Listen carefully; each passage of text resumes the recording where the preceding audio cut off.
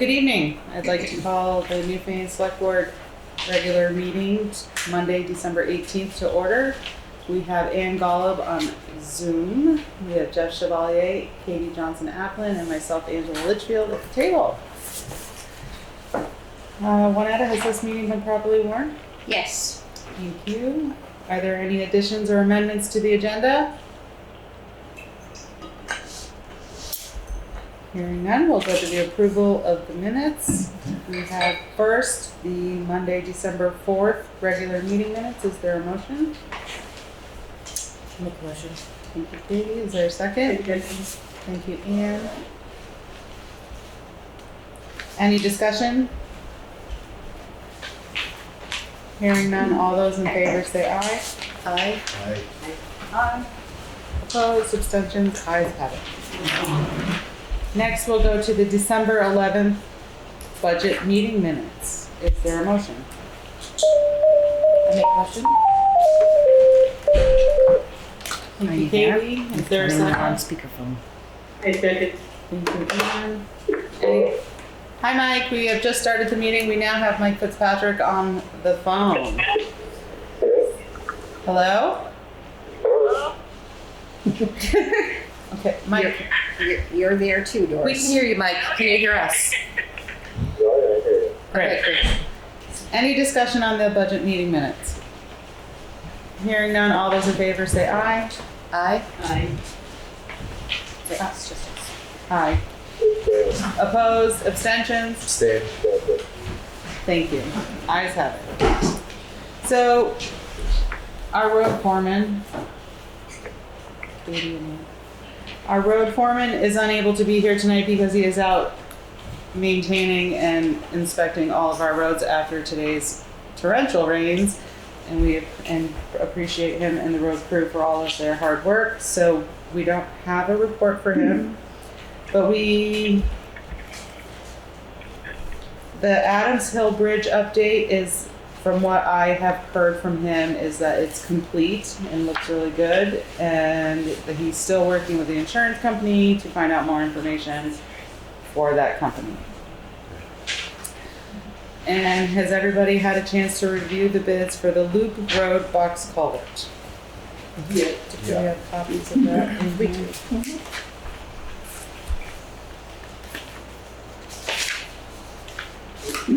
I have these.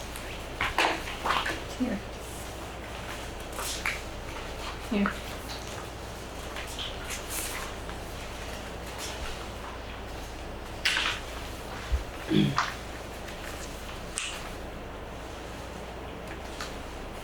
It's the engineer's recommendation. So there will be an engineer who's overseeing the whole project over whoever is awarded the bid, from my understanding. And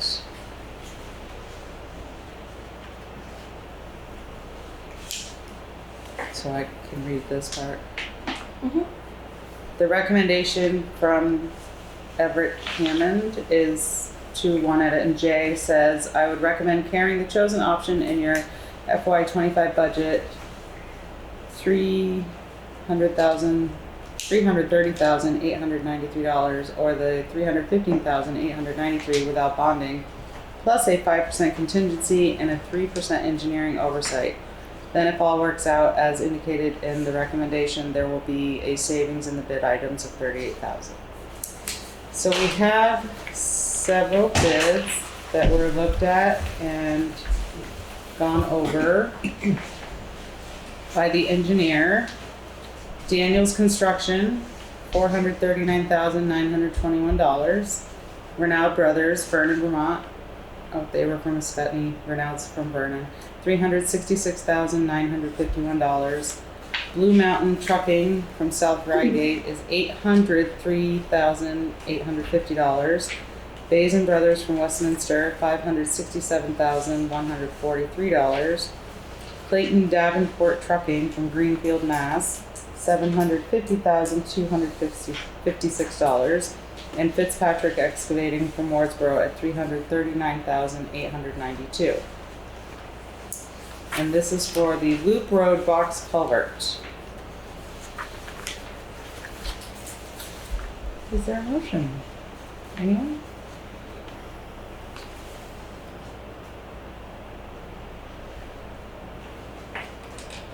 I could just read this letter if you'd like, from Hammond Engineering, from the engineer if you'd like. The, yeah, the subtraction of money is the interesting part as far as I'm concerned, so that's worth a read. So the December 4, 2023, Town of Newfane Selectboard, Loop Road Box Culvert recommendation. A total of 6 contractors bid on the Loop Road Box Culvert on Thursday, 11/30/23, with Fitzpatrick Excavating and Trucking LLC being the low bidder. The results are as follows. I just read them all. Based on the responses from the towns of Wardsboro, Stratton, and Newfane, I recommend accepting Fitzpatrick Excavating and Trucking LLC for the construction of the Loop Road project. See attached for additional information. The original engineer's estimated construction cost for this project was $285,420 plus a 5% contingency of $14,271, for a total construction cost for this project was for a total of $299,691. The cost of the project increased after existing underground fiber optic lines were discovered between the edge of the road and the proposed box culvert. If the town does not normally request bid payment and performance bonds and would like to get closer to the original estimate, the town could consider the following. Accept Fitzpatrick bid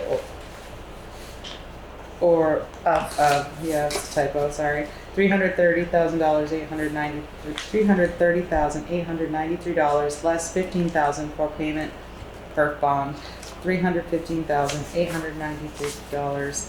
Note, a payment bond guarantees the contractor pays its suppliers. A performance bond ensures the completion of the project. There is also a $400 a day penalty built into the bid for each consecutive calendar day the work is not completed by October 1, 2024. The state of Vermont does not require the bond as part of the structures grant. However, the town could run this by their attorney for input. I would also recommend the completion of subsoil investigations to help identify the use of sheeting versus a temporary waste block wall to shore up the slope during construction. $4,000. The expenditure of $4,000 may lead to the savings of an additional $38,000 by substituting the blocks for sheeting, minus $50,000 sheeting on bid item 33 plus $12,000 waste block substitute on optional bid number item 35. Should the waste blocks work out, the total cost of the project may end up as follows. $330,893 minus $15,000 minus $38,000 equals $277,893 plus $4,000 for subsoil investigations by M&W Soil Engineers, not part of work of Fitzpatrick. Let me know if the town elects Fitzpatrick's bid of $330,893 or $315,893 without the payment and performance bond. And I will prepare an agreement as well as one for engineering oversight. Thank you very much. Yes, I see Jay Wilson's now on there. Hi Jay, we skipped your report and just went to other items. And we're just talking about the bids.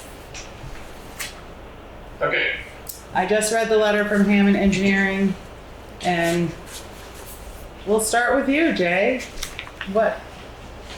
I have nothing in front of me. Hang on. Okay. I know you've had a busy day.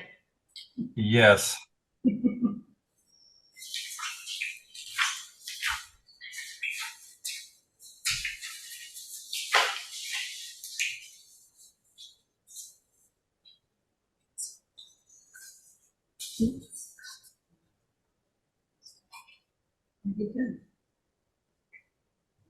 Jay? He's looking for his papers.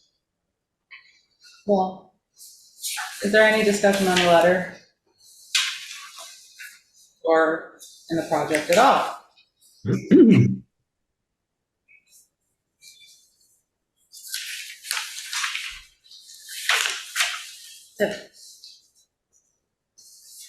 It's the first time I'm coming across a payment performance bond thing. That's an interesting idea.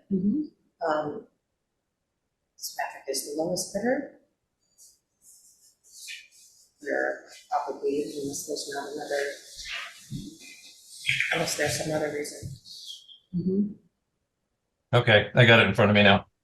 All right, the floor is yours. So the one thing we should do is the soil test, which potentially could save us a bunch of money. It may not, but it very well could. If it'll support the using the cement blocks instead of driving the steel sheets in, it's I believe it was $30 some thousand cheaper, 38 maybe, something like that. Yep. Yep.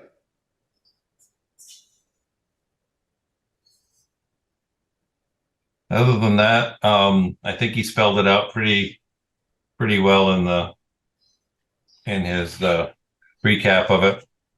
Yeah, you did.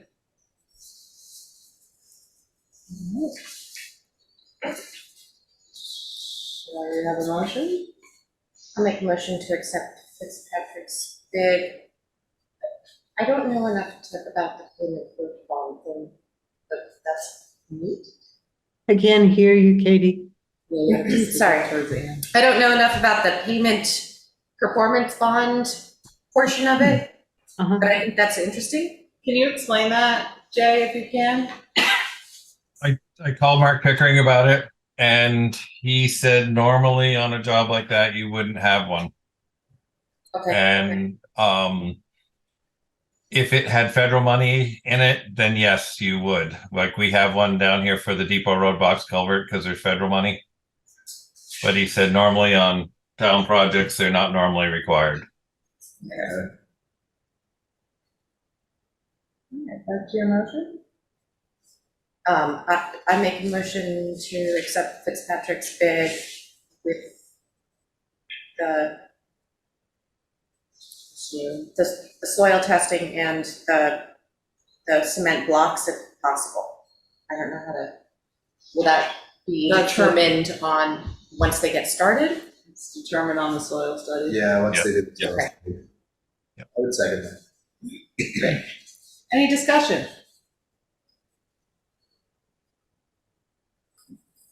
Hearing none, all those in favor say aye. Aye. Aye. Opposed, abstained? Great, ayes have it. So you'll contact Hammond Engineering? Yes. Great. Do you have a report? I do not. I do have one thing. It's very appropriate. Since the road's washed out again up on French Cabin Road, we did get the hydraulic study finally for French Cabin, the section across the swamp. And they recommend that we consider a 8-foot by 14-foot box culvert with 2 feet buried. So it'd be a 6 by 14 opening. To hopefully remedy that situation. The only problem we're going to have is if we try to use mitigation money for this, it washes out. I believe this is the 3rd time since last December it's washed out. Wow. But it's not huge dollars. And they look at the cost benefit as opposed to inconvenience. So that may be the only problem we'll have if we go after mitigation money is the fact that it's, for probably $5,000, $6,000, $7,000, we're putting it back together each time. And you're probably looking at a $250,000 box. It's hard to get them excited about something like that. Wow. What a You huge think they would difference. be excited about something like that if it washes out every storm? It's just constant. Yeah. And right now, like we're just that'll be the only thing that won't be open tonight. The water hasn't stopped running enough so we can fill it back in. So How big a culvert there now, Jay? there's a 4-footer and a 3-footer. Oh, that's me, I'm sorry.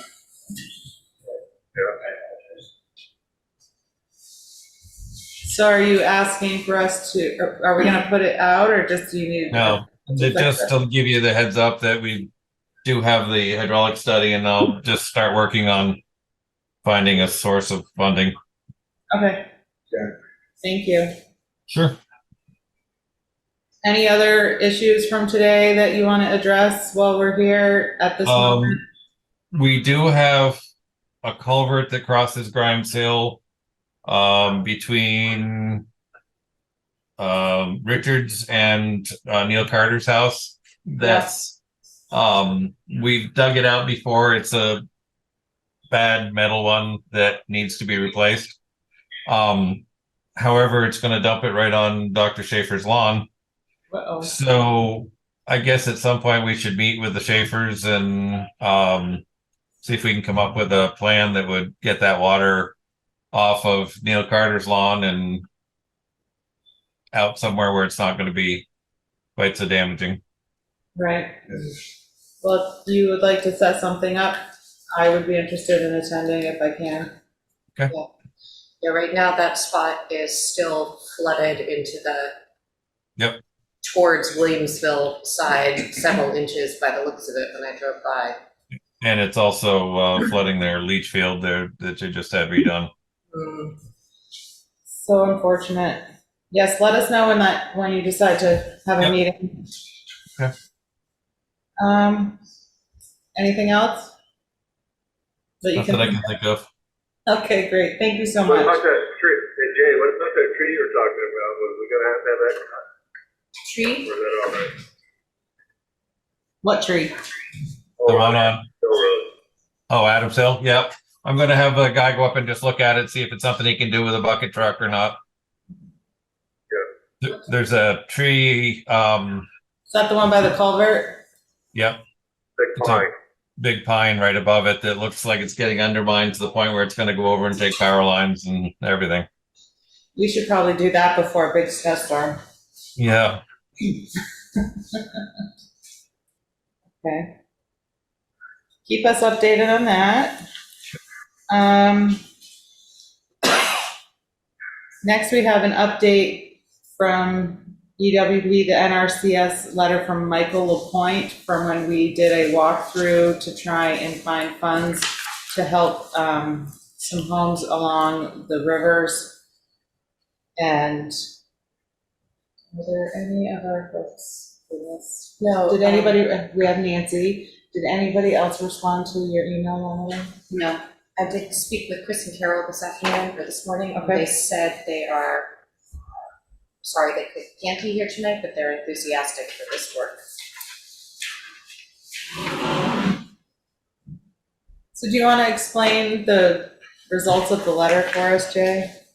So of all the sites we went and looked at, what was that, a month ago?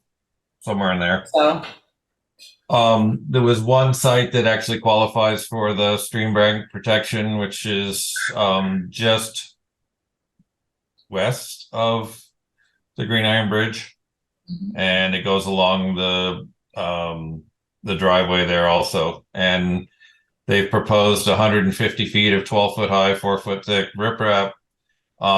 It does have to be engineered, so normally they would engineer it, but they're overwhelmed. So somehow it has to get engineered, and they can help pay for that also. And then next summer, when it's during the in-stream acceptable time to work in the river, hopefully it can get repaired. yeah. So it looks like their response to all of the properties, except for the one they are willing to help with, was stated that the event damage did not create an imminent threat to the property, and one other others did repair, which mitigated the threat. Yep. So that was their determination. And welcome, Nancy. I know you're here, and you were a property on our walkthrough. Yeah, Do you have any comments? yeah, I'm hoping that you will advocate for my situation, because I don't agree with Michael Lapointe's assessment at all. You know, the ones, I didn't go around to every one when we did the walk. I Mhm. wasn't with you for everyone, Right. but the ones I saw, I mean, nothing was as eminent as mine. I mean, I had 3 or 4 feet around the foundation of my home and threatening my utilities. I believe there's there's you know, one I other had, that's like that. copies of parts of the reports or pamphlets that NRCS and the USDA sent out about, you know, floods and, you know, what was acceptable for damages and everything. And it seems to me like I met everything that was on there. So, I mean, I don't understand not getting any help for my situation. And Katie was sweet enough to come today. I called Jay. I didn't hear back from Jay, but Katie came and to see my situation today and took pictures. I took some videos and pictures of the water flowing, just because it's different when it's down. Mm-hmm. So I will share those with you all. You know, and I brought the pamphlet that I handed out, you know, which Yeah. I guess all of you did see. Did you see it? Yep. Yeah. You know, so I would say that's a pretty concerning situation. I don't see how they can say that it isn't. I'm not sure what we. Angela, did they, when we were on our walk on the properties, didn't they speak of once you've had this money, you can only get it once? Wasn't there something along that line? Something like that, and once you've done work on the problem, they were hesitant to come back in and do more, I believe. I'm not 100%. I remember something like that. Well, do you think you could have a more detailed discussion with them to sort that out?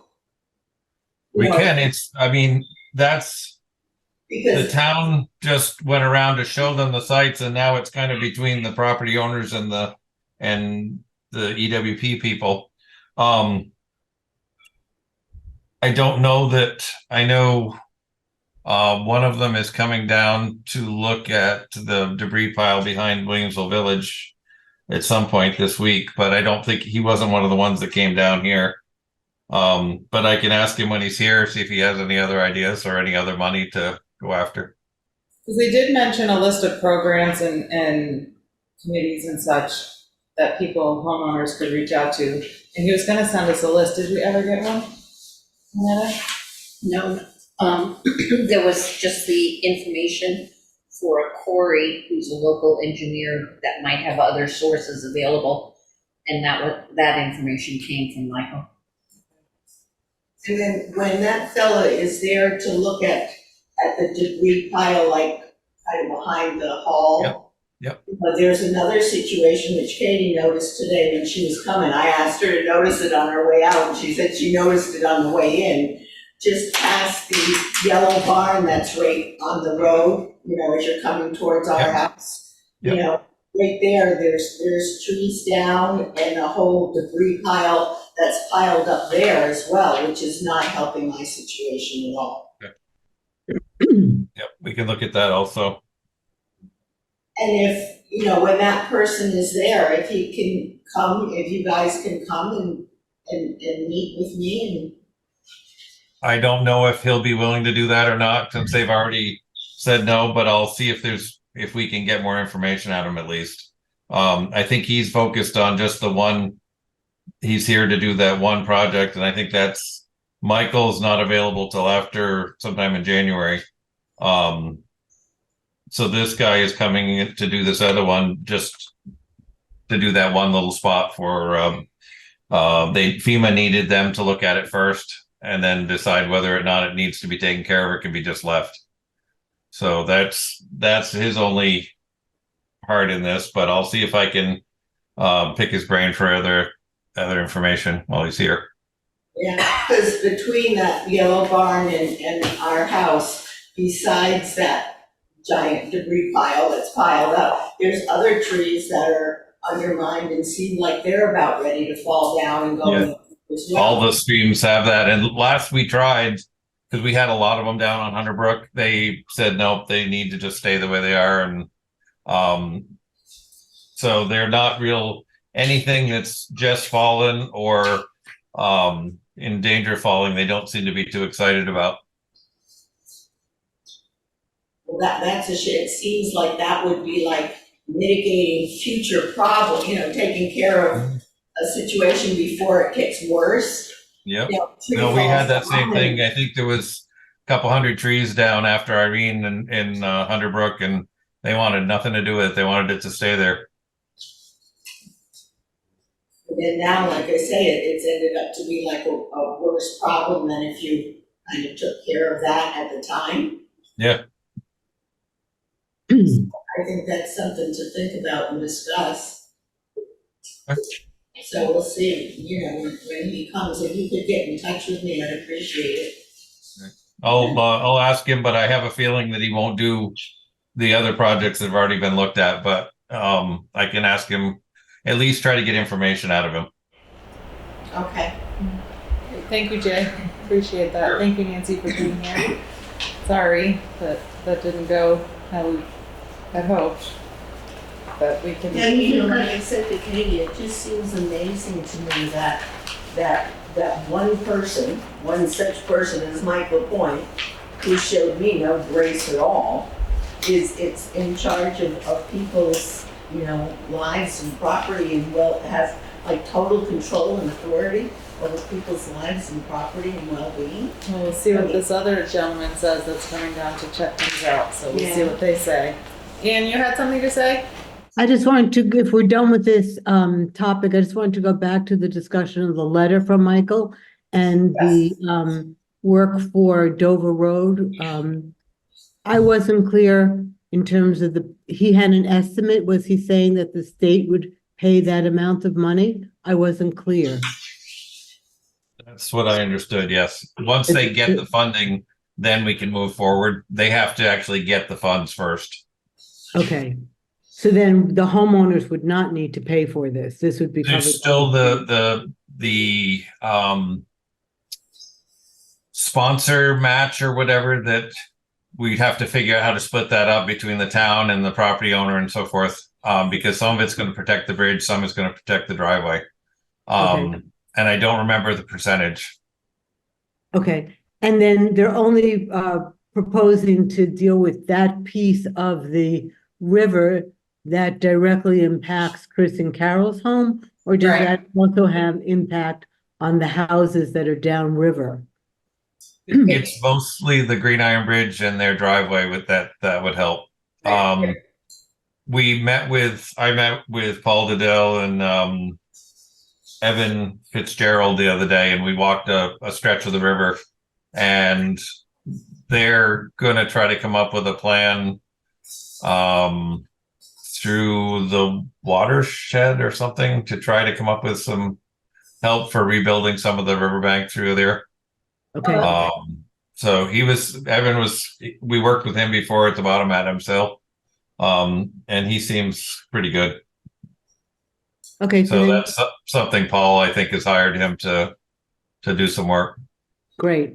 And so then going back to the question of the money from the state for the Green Iron Bridge, the monies would come through in 2024? Is it Yes. part of their budget? Okay. So then we just need to be clear about how we're going to deal with that match when it comes up. And that Chris and Carol understand that. Yep. That issue.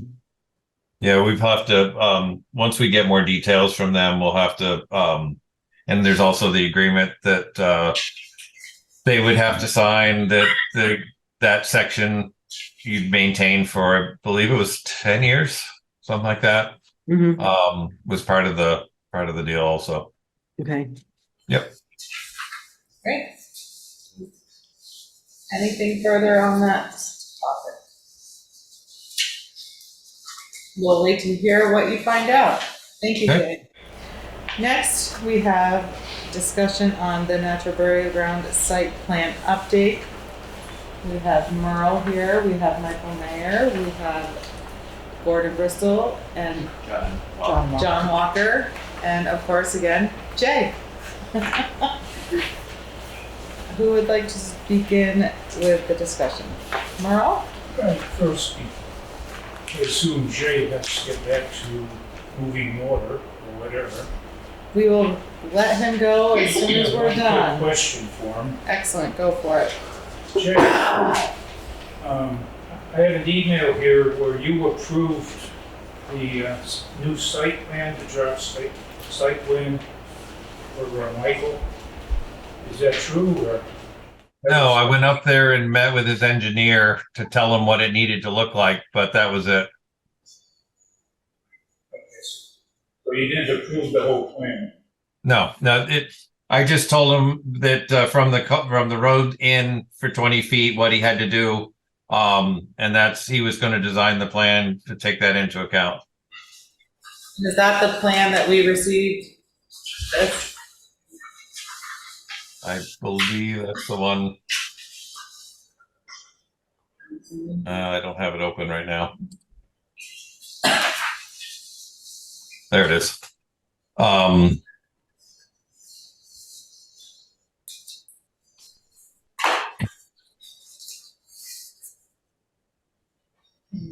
Yeah, as long as he meets the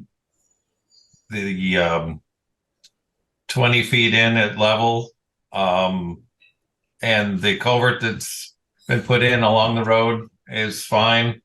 That's as far as the access permit goes. Anything else that goes on there is beyond our scope.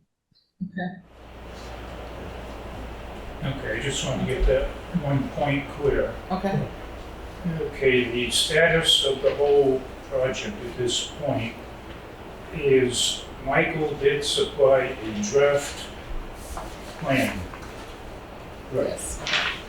I have an email here that he contacted Chris Kinnick at the 250 mission, and it was left with Chris that he is waiting for the final plan. So Right. it was not approved. It's You'll be approved next. if they have the final plan and everything is in order. Mhm. So I had gotten emails from Michael's attorney trying to push to say it was approved based on his paperwork. Well, I'm still waiting for the final approved plan, Okay. and it's not going to go forward until I get that. So this has not been fully approved, or we haven't received anything in writing that this is Received the approved. final. There's another point that came up in this whole situation. I'm not an engineer. And we have a plan here that has a lot of engineering points for different elevations Mhm. as we go up the driveway. I'm not qualified to say, yeah, that's right. Where it becomes difficult is we need an independent engineer to verify that everything is in order. Where does the money come from to pay for that independent? But it's a necessary item, and unless we write something into the bylaws in the future where this kind of project will require some kind of deposit, where the developer pays for this engineer, but the engineer works for the town. Because, unless you want to send me to engineering school, I don't think we have enough time for that. Okay. So the project is on hold. It's what? I'm It's sorry. going to stay on hold. And then, I'm not sure, there was a state regulation one time about moving earth during the winter months, from October until April. I'm not sure if that's still effective. Do you know Jay? Oh, you're on mute. You can stay off mute for this whole discussion. I couldn't hear everything that we're all said. That there was a state, the moving, Moving, again, but where did it come from? the state had a regulation at one time that forbid digging in between October and the following April. A state regulation prohibiting digging the earth from October to April? I'm sure that's not. I'm only aware of it in, when you work along the water, but I don't know about it inland like that. Okay. And it's usually the river thing. If you're anywhere near the river. Okay. anything further, and then we'll move on to the next folks to speak? Unless somebody else has any input. Yes. Mike? Can I ask for a clarification first? Yep. So I read all the emails, but I'm not clear on what is the question before the select board tonight regarding this issue. And I think we're gonna get that right now from Michael. When I was here a couple months ago, you all had requested two things in order to move forward. Number one, an engineer's report indicating that the as-built culvert placements were appropriate, number one. Number two, an amended site plan approved by Act 250. So I sent to Lynetta the hours of the morning. I hope she distributed it to you guys. If she didn't, I could review what was in that email. But it's an update on all of the things. It also speaks to the points that Merle just referenced. Number one, and just the first point that you made, Merle, there was never any statement that Jay had approved the site plan. It was rather in oral discussions. He agreed with the culvert placements. That's his only interest, as he has reiterated. The permit has two conditions, which Jay just stated, that the culvert placement be consistent with the roadside drainage ditch, which Jay indicated it was, and that the entrance be at level from the road for 20 feet. And so what the summary cover note that you all received, Lynetta, did that go to them or should I go through it? Okay. No, It specifies that in fact, that is part of the amended site plan, that not only is it necessary for it to be at level before anybody wants the project to be approved, but that the surveyor actually went out and marked exactly what is required to grade the entrance down in order to get to that level. The two flags that are present show 1 foot at 20 feet and the other about 1.3 feet, I think. So that speaks to your Is that concern. your email? That was November 1st. That's between you and Chris Kim. What I sent out, which is a distillation of all of the current emails, is the progression that shows that all of this has been appropriately addressed with Act 250. So what's key here, let's just take a step back. The town, as Jay says, is concerned about 20 feet in and that the culvert along the road be okay. That I just addressed.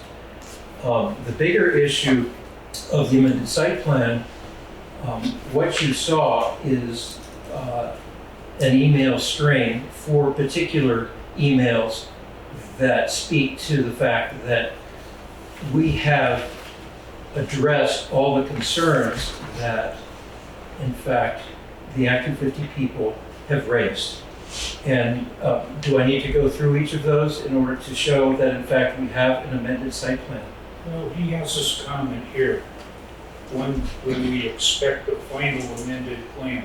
You're looking at something that has been superseded by the more recent things that you received. Have I got it? Yeah, well, Lynetta says she sent it to you this morning. But let me just review what it says. What I did was I summarized the emails at the top of one of the attachments. What's the date of the email you're referencing? I sent an email that was dated yesterday. 1:28 a.m. this morning. Yeah, so you got that then. So there are 3 attachments to it, and the cover note to those attachments, again, how much of this detail do you want me to review? I don't want to do things that are not making best use of our time. Should I just keep talking, Angela? Tell me what you'd like. Nope, keep talking. Okay. The cover note indicates that there are 4 key emails from the Act 250 office. And working backwards, in other words, the one most recently received was dated December 1st of this year, where he has received the documentation of the last outstanding items, and the one before that said, okay, thank you very much for the first outstanding item, which is the amended site plan and the engineer's evaluation. He also said, okay, I've got that, but I do need evidence from the road foreman that in fact he's okay with the placement of the road culvert. Angela, when I asked Jake a while ago if he could provide that, he said, oh no, Selectboard has asked me to run everything by the Selectboard, so I'm not going to do anything until it happens. So back to Ann's question, what am I looking for? Simply to conform to Act 250's last request, which is that Jay said, yeah, the placement of the road culvert is fine. But I think the board has asked for an approved, amended, revised plan, You have that. but I don't have, this is not signed or stamped or sealed that it is approved. Well, that's not what Act But it 250 does. is. Okay. And let me start from the beginning, okay? And maybe this will help.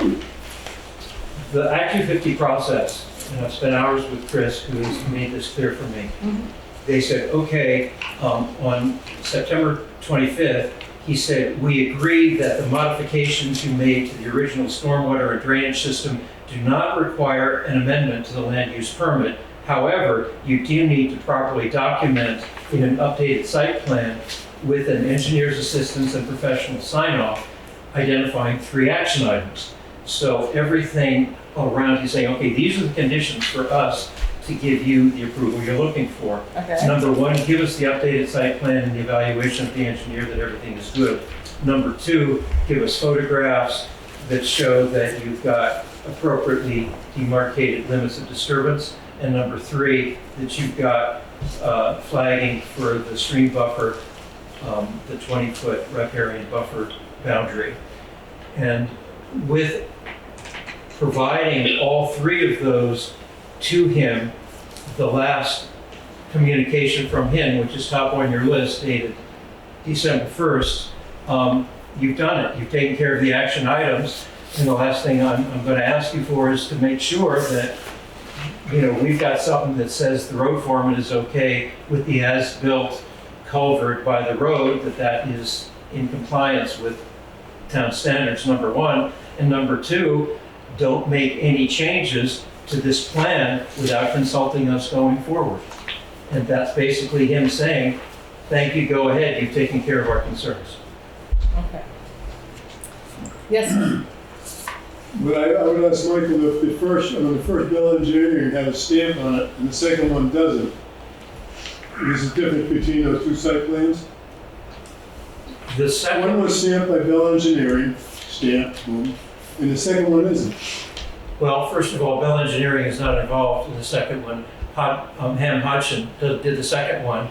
And if you're saying, does it not have a stamp on it? We could certainly get a stamp on it if it's not stamped, but that is his official, that is his amended plan that he has signed off on. He said, this is compliant with all of the requirements that I'm aware of. But the first one with the stamp on it was the one that was approved by Act 250, correct? That is true. That is true. Right. And then if you look at the email of September 25th, it says that, again, I'll quote what it says.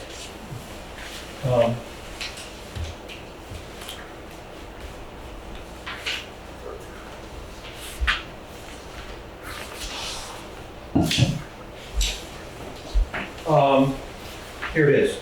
Hi, Mike. Thank you for the updates. I did have a brief conversation with Stephanie Gile, who is the head of the Act 250 office coordinator, and it appears that, this is the important language, it appears that an amendment to the land use permit number 2W128-2 may not be needed for the modifications you have made to the original stormwater drainage system.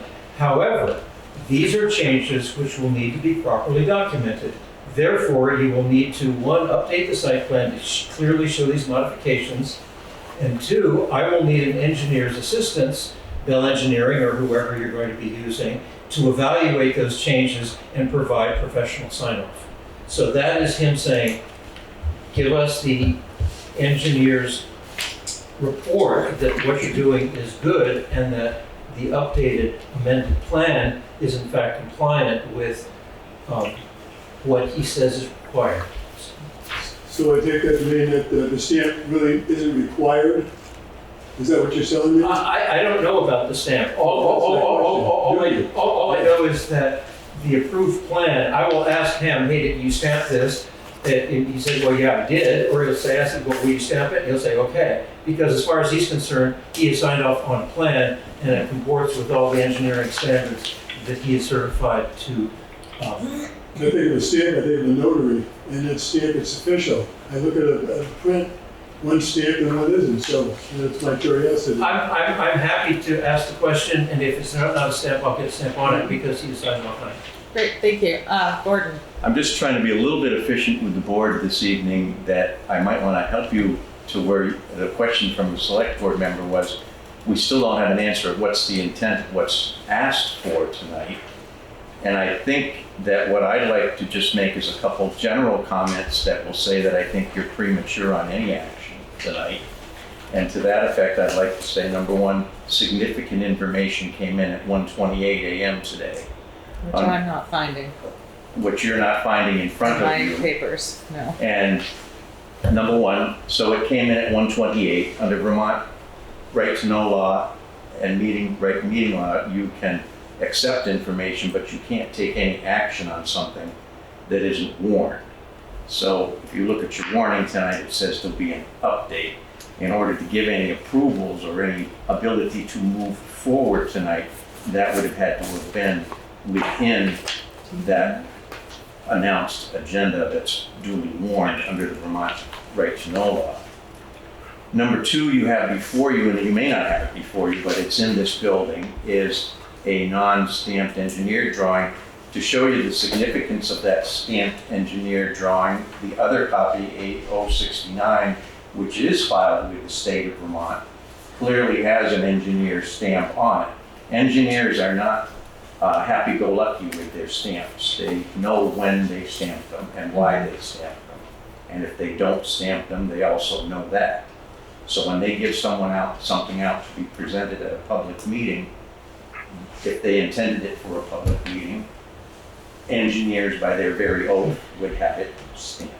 To be told we're going to get one in a few days, we've been told a lot of stuff on this project we're going to get in a few days.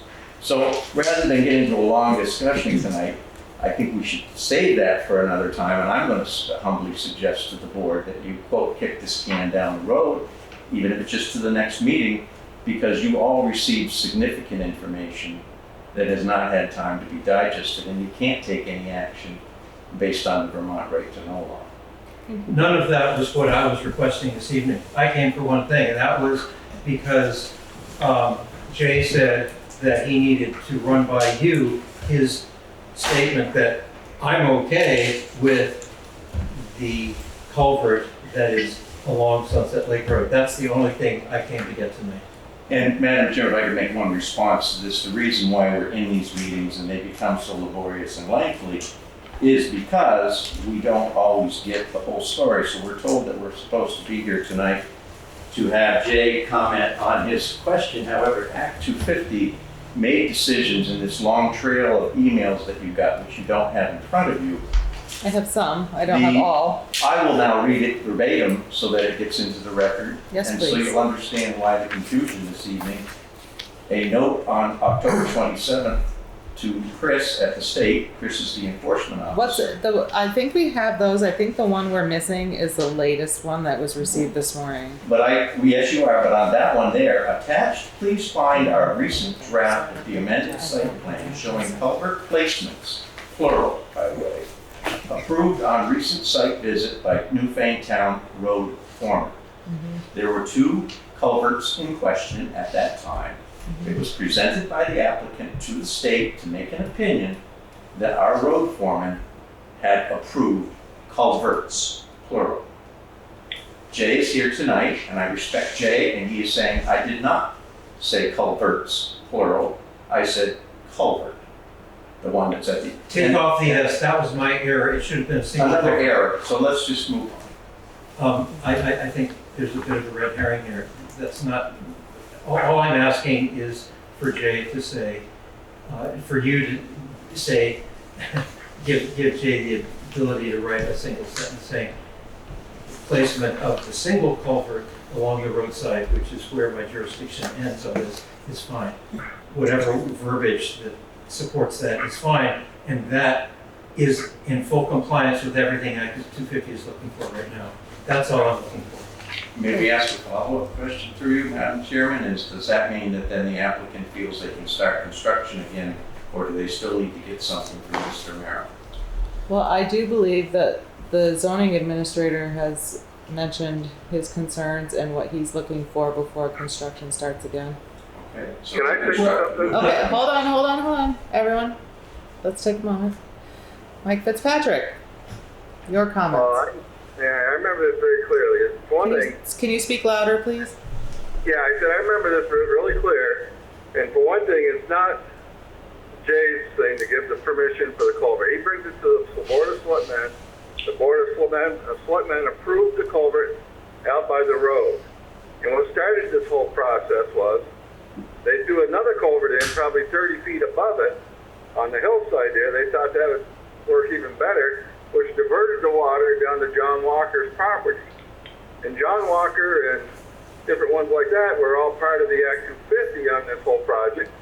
And they approved the plan that they had that Ron Bell drew up that showed all the water coming down the left-hand side of the driveway into that town culvert at the foot of the hill.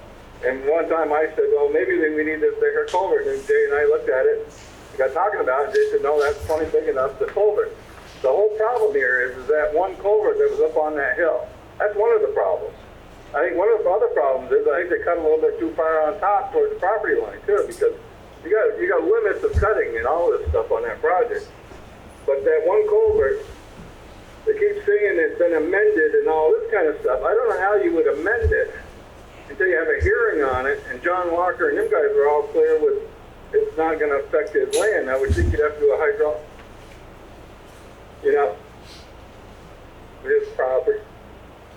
I mean, that's what I said before, and it's just like one night I was up there and I see Mike up there, and I told Mike, I said, why don't you just do away with the culvert? Take that culvert back out that you didn't have permission to put in anyways. Put it back to where it was, and then you're following your plans. Maybe straighten out what you got it going on up on top. But I said that would take care of the culvert problem. And when we kept talking about Jay with the culvert, Jay brought that to us as the Board of Selectmen. We approved it that night with the culvert, whatever size it was by the road. We're in 20 feet, the 2% grade back, and then it goes up.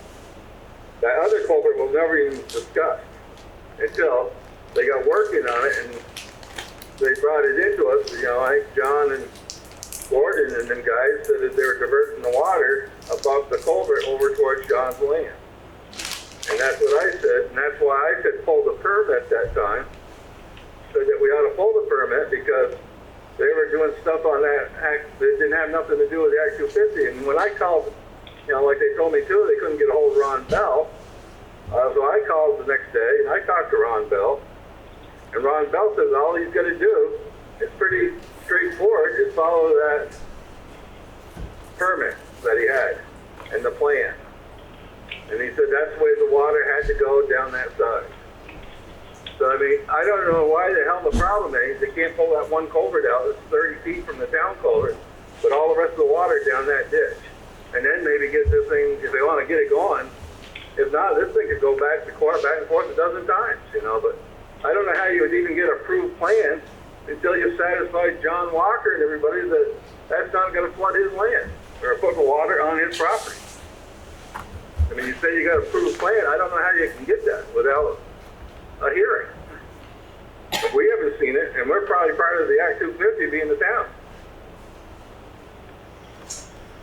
Angelo? I guess that's all I got to say, but that's the way I understood it, so. Okay, yes. There was a extensive discussion 2 months ago around this whole issue, and the very proposal that Mike Fitzpatrick gave that you all approved was you needed two things. Number one, an engineering evaluation that the culvert placements are appropriate, number one. And number two, you need a sign off from the Act 250 office in order to proceed. That's exactly what we have done. And if I need to read for you verbatim what the engineer's finding was, I'd be happy to do that. But there was a very discussion with this body about whether or not an independent engineer would be needed in addition to the one that has been on the project in order to determine whether what Mike was saying was in fact a concern. I think there's very important language that deals with that.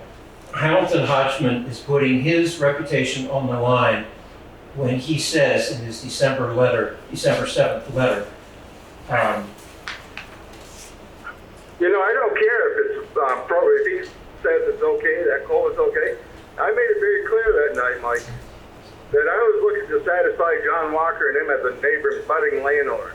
It had nothing to do with the engineer thinks that culvert supports.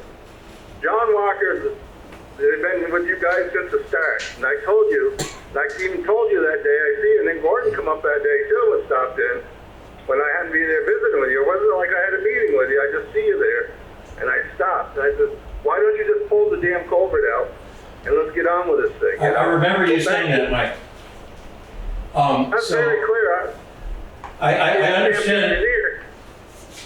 Well, listen, I'm just telling you, until John Walker and them guys sign that Act 250 saying they're all satisfied with it, I'm not willing to take my name off from pulling that permit. Because that's what we told you that night, and I think it's going around this thing, everything but. When you've got a certified engineer who is getting paid a good deal of money to assess this objectively, and he's being asked by both Act 250 and this board and me to make an objective assessment of the solution, he says specifically, he says this is an improved solution to the problem that we had. I'm going to read this because it's very important. The culvert quote. Did we have though? We didn't have a problem with water. The culvert was big enough to handle it at the foot of the hill. I mean, that's what I'm saying. Has John Walker give his blessing on that culvert? Has he? I'm not aware that he has. Maybe we can have John answer that question. Ask John the question, he's here. John, have you been approached and approved by this change? I didn't hear that. Have you been approached and have you approved the change? I agreed with the first bill engineering print.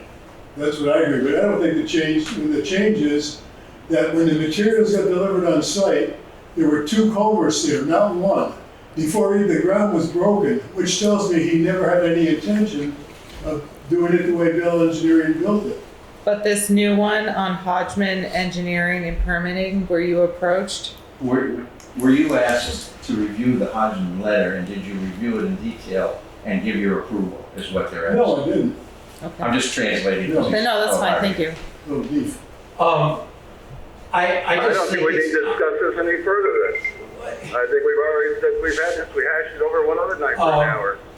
This body agreed that an engineer needed to give an objective assessment. Okay, we're talking Of the over each project. other, so we need to just one person at a time, please.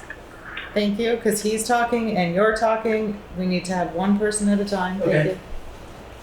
Mike, finish, and then we'll go to Mike Mayer. It's like I said, I don't think we need to discuss this anymore. John and them have been approached by Act 250 or whoever. So if he can sign off this letter, we're in the same boat we was when we did this 2 months ago, or whatever it said. Okay. I don't see where it changed. I don't care what a lawyer's got to say.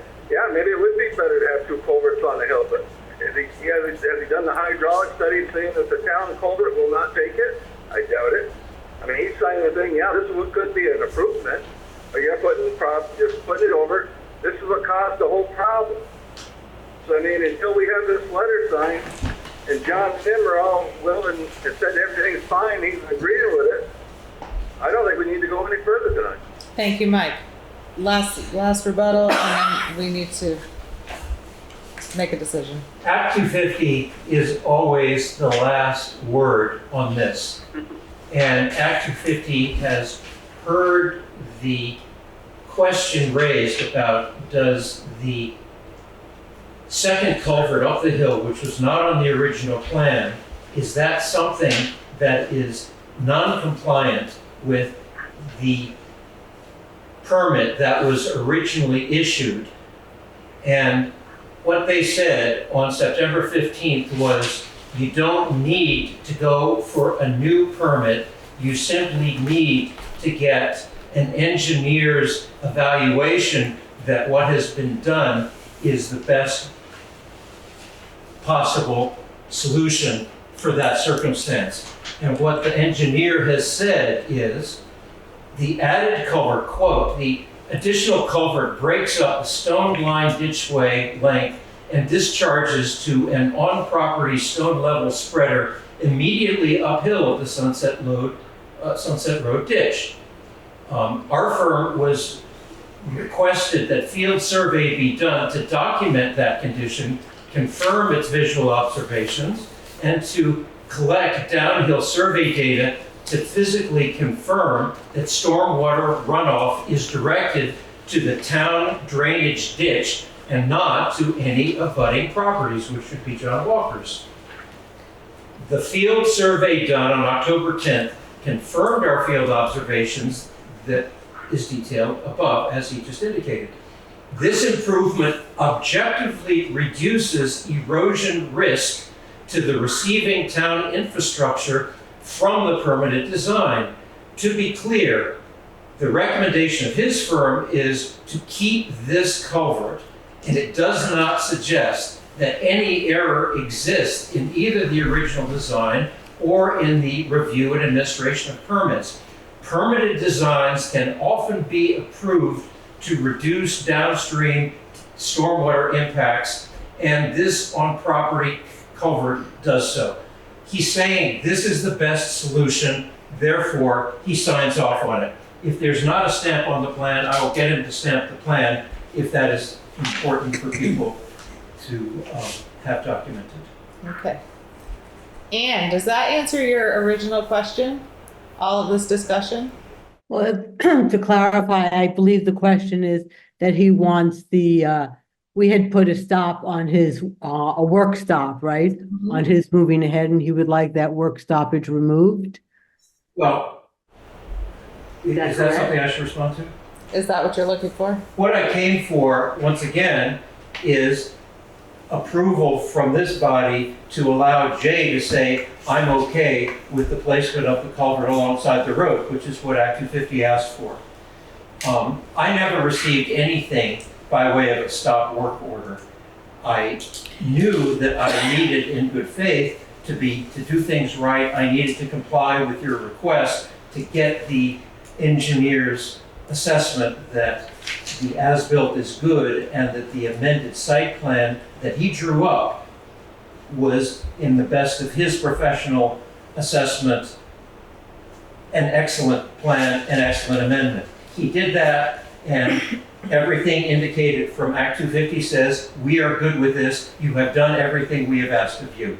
So, in my estimation, I have simply given you what you wanted. So yes, I believe we could proceed with the project because we're doing everything by the book. I know Gordon said, hey, you just want everything to be done right. So do I.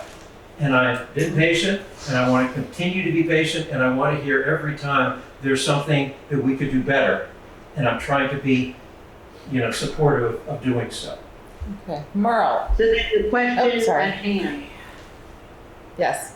You're requesting that Jay make a formal proposal to the board to accept his recommendation that the culvert, I'm sorry, Jay would have to word it exactly, but that the culvert is acceptable from a town perspective, and then the town needs to vote on accepting that recommendation from Jay. And that's all that is being requested today. Everything else, it sounds like, is up to Act 250 to define. And if we have questions about it, we can go to the people at Act 250 and request more information.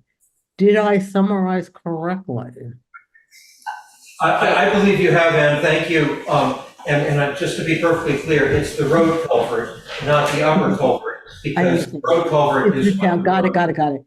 Jay, is that an accurate assessment from your perspective, or is there anything else that you would want to add? The road culvert and the slope, it has to go in level off the travel portion of the road. And those are the only two things that we require for an access permit. So does that mean more work needs to be done in order? The engineer, I don't know which part of his thing, he does talk that 20 feet had to be put in level.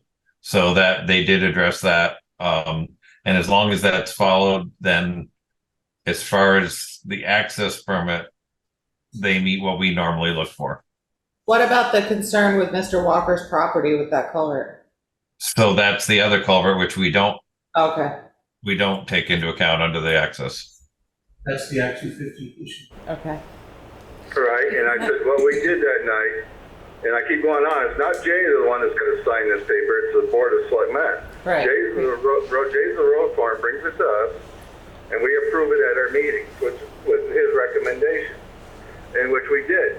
And he had the access permit, and then when he went in and they come out and they said there was violation of the Act 250, we pulled the access permit to him to straighten out the violation. And I don't believe that he straightened out the violation. Okay. Because from what I hear from John Walker, he hasn't been asked.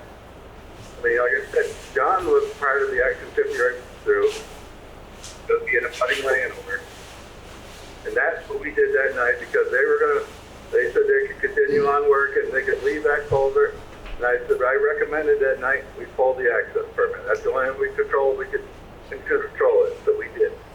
So you're saying what we need to do is the violation needs to be fixed and that the abutting landowners need to be presented with this new amended site plan.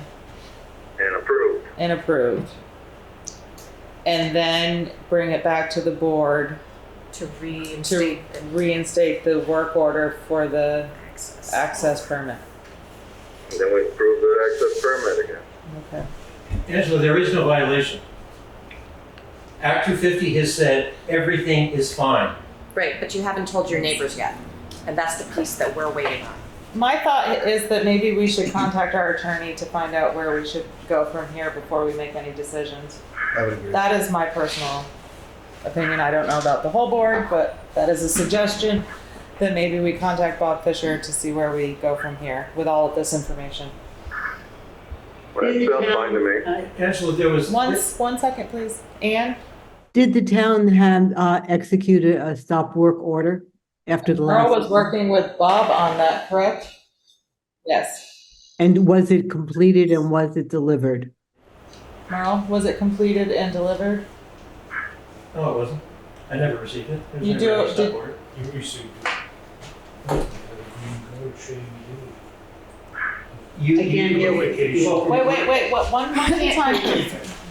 Did you complete a stop work order and to have it delivered to the Mr. It's Mayor? in the notification of violation of the permit, the state permit, Oh, a violation of the state permit. with the notification in that notice that he could be forced to stop the job. Okay. What I received was. One second, Mike. I could not hear. Would you repeat what was said, Angela? He did a notice of violation, and if that wasn't corrected, it would be a stop work order? Yeah, there was a notice within that notice that. A notice within the notice That he could be forced to stop the job. that he could be forced to stop the job. And did Mike receive that? Did you receive that? I received it and we complied with what Merle requested. And so everything was taken care of with that notice. The violation was corrected? The very specific, the idea of what Merle was asking for, and let's make sure we're on common ground here. You said you need to give us right away. You said from the date of this letter, 15 days, but I didn't receive it, because it was registered mail and I don't pick up my mail every day. So by the time I received it, it was 8 days. And you talked to our attorney, you said, hey, let us be 15 days from there, is it fine?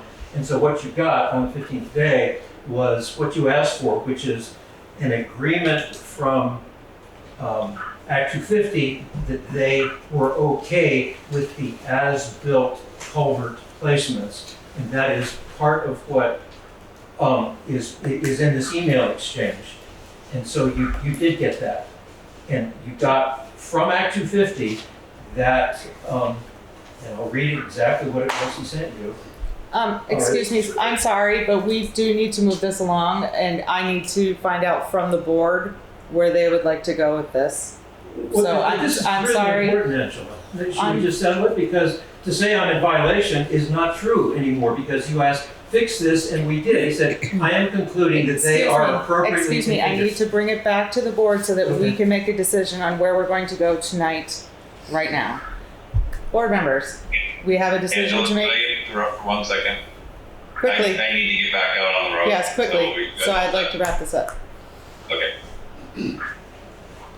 No, you can speak, Jay. That means go ahead so you can get back out on the road, Jay. No, speak. What's that? Go ahead. Say what you'd like to say. No, I don't have anything to say. I just wanted to just let you know I needed to get back out there. Yes, I know. Yeah. How does the board feel? Could I recommend 3 things? Yes. One, I would like to request that Jay send a formal wording of a resolution for the board to approve or disapprove at our next meeting. That clarifies exactly what his recommendation is regarding the town culvert. 2, I would like a letter from Merle clarifying that the issues related to the last notice that he sent to Mike Mayer have been the status of them. Have they all been addressed? Have they been rectified? Are there any outstanding issues pursuant to what Merle sent him previously?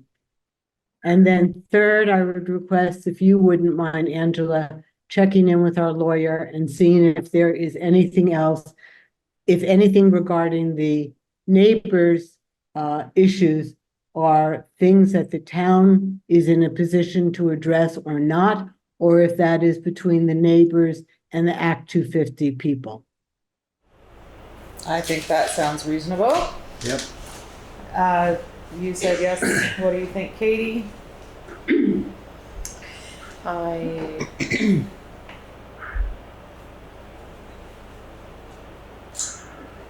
don't know what to say. I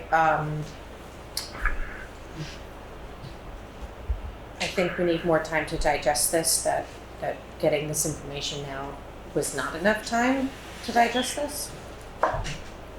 It's a lot.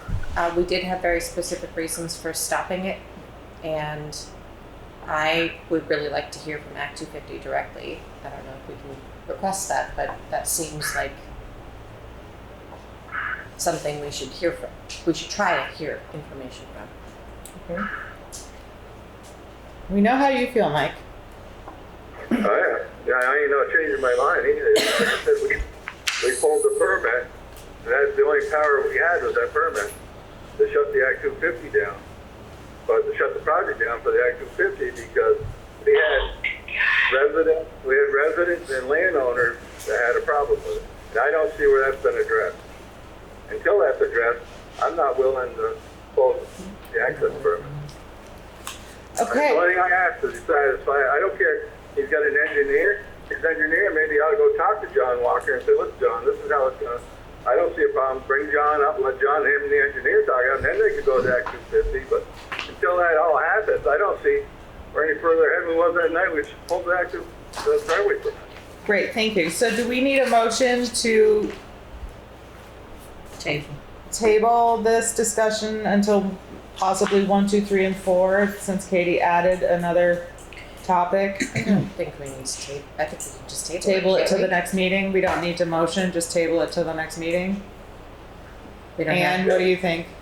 That's fine with me. I just, with the stipulation that the things that I listed are the follow-up information that we want to have at the next meeting in order to pursue this conversation. Do we need a motion or we could just table it? I think we can table it with those 3 items being, Well, we're gonna do 4 items, because 4 items, we sorry. would like to hear from, the Act 250 person. Who's gonna contact, I would say it's our lawyer who would contact them, because Okay, the question, as I understand it from Mike, is whether or not the town has any role in the concerns that the neighbors have, or is that between the neighbors and Act 250? I Okay. don't know the answer. Well, what Mike's concerned about is, as a selectman, we represent the town of Newfane. We got residents that came to us and said this was a problem, that he didn't follow the original Act 250 by Ron Bell. Ron Bell did the whole hydraulic studies and everything else and said that ditch along that road was gonna work to the town culvert. They took it in their own hands to put another culvert in up above, saying that, oh, this is gonna, this is gonna help Right. a lot. It was only 30 feet. Mike's got a problem. Mike, I don't wanna Right. interrupt you, but this is the same, we know what, that's what you said Well, that's the before. thing. Until I hear the landowner's been satisfied as a selectman, that's my only concern. I don't care about what the That engineer was says. part of our Until those guys know they taught that engineer, I want to see that report. Okay, so the board is looking at tabling this issue to the next meeting, and we are going to, 1, request Jay to draw up a draft letter about the town culvert in a resolution, and 2, ask Merle for a letter clarifying the issues relating to the possible violation status of those, and have they been rectified and addressed. 3, I will contact our town attorney regarding this issue, and the issue with, is the town responsible for figuring out the neighbors' concerns with it, or is it for Act 250? And if need be, talk to the Act 250 folks themselves, either myself or the town attorney. And we'll table it, is that correct? That's what I was thinking, I appreciate it, thank you. My pleasure, so if we're all in agreement, that is where we will leave it tonight. Yeah. Under oath. Before Jay leaves, could I ask one quick question? Yes. Different topic, you'll be relieved. I noticed in the materials that were sent out to us, there was a copy of the hazard mitigation plan that was Yes. written. Are we gonna discuss that later, or can we just say what the status is on that? Do we need to review it, sign it, discuss it? That is under Juaneta's report. Oh, I didn't see it. And in I her believe report. Jay is already aware of it and all set with it, correct? Yes. Okay, we will let you, we don't need a motion, there was no report, we're just discussing. So Okay. you are free to go, Jay, we appreciate you and all that you do. Good luck tonight, I hope the rain stops. Thanks, Jay. Please tell the guys thank you too. Thank you, Gloria, thank you. Thank you all for being here, and we invite you to our next regular select board meeting to continue this discussion. Whether there's What's the something maybe I date of can that help you with. meeting? We're going to move along right now, and we will have a discussion at the next meeting. Angela, Yes, you might want to say the date of that next meeting, because we switched it. January 2nd. January 2nd, 2024, 6 PM. Okay, I will not be there. Okay, well, we'll miss you. Okay, moving right along, we have lots to cover. We are behind schedule. We are moving on to the administrative assistance report. Good evening. Good evening. So town report update. I started collating the items that I have. I still need to have the remaining committee reports to me by Christmas. I plan to send out weekly reminders. My first draft goes to the printer January 19th. Deborah Luskin is reviewing the draft of the warning and may have additional recommendations for you. I have completed my self-evaluation and am looking forward to my review. Do you have a date for us to meet? And then an updated vendors and subcontractors list of those who received payments over $600 this year. I've mailed out 13 forms on Friday and anticipation of the treasurer's workers' comp audit this spring. And then I too have the hazard mitigation form that needs to be signed by the select board. It is adopting the form, the plan, the updated plan. Okay. And that came from Windham Regional Commission. Okay, is there a motion to approve the administrative assistance report? Make a motion. Thank you, Jeff. Second? I'll second. Thank you, Katie. Discussion. Okay. Thank you for getting all of that done for the committees. Still working on ours. Thank you to Deb Luskin. And she's on tonight in case you have questions. I did Hi, attach, Deb Luskin. Thank you so much for all of your work working on these with us. I did attach a copy to your report. I think we can review those and talk about them at budget too. Do you have a list of the warnings? Great.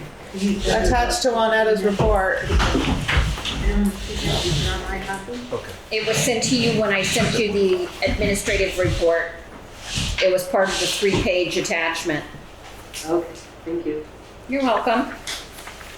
Would we like to discuss them, or we'll look at them and then discuss them at our next budget meeting? Anyone? Look at the article. Review what we have so far as the articles. It looks like it's pretty much the basic ones we already do, and then having all of the appropriations as articles as well. Individual articles. I did move the order of the appropriations, and Deb did ask whether or not Article 2 and 3 needed to be included. The response from Garrett Baxter was Article 2 could stay because it reminds people of the dates, but Article 3 could be removed. Okay, do we want to review those this evening, or again, wait till budget, our next budget meeting? Let's wait till budget meeting. I think. I agree. Great. Yeah, we gotta. Do you two have a date on when you are going to do the review? Yes, is Merle here still? Yes. Merle. Merle? Merle. Needed. Jeff and I just talked, and if it's all right with you both, we'll come in at 1 o'clock tomorrow and do you and Juanetta your reviews back to back. Sure. All right? Didn't see it coming out high. Would you please fill out a self-assessment? He's already done it. You have? Fantastic. Thank you. We're both ready. And thanks for doing number 4.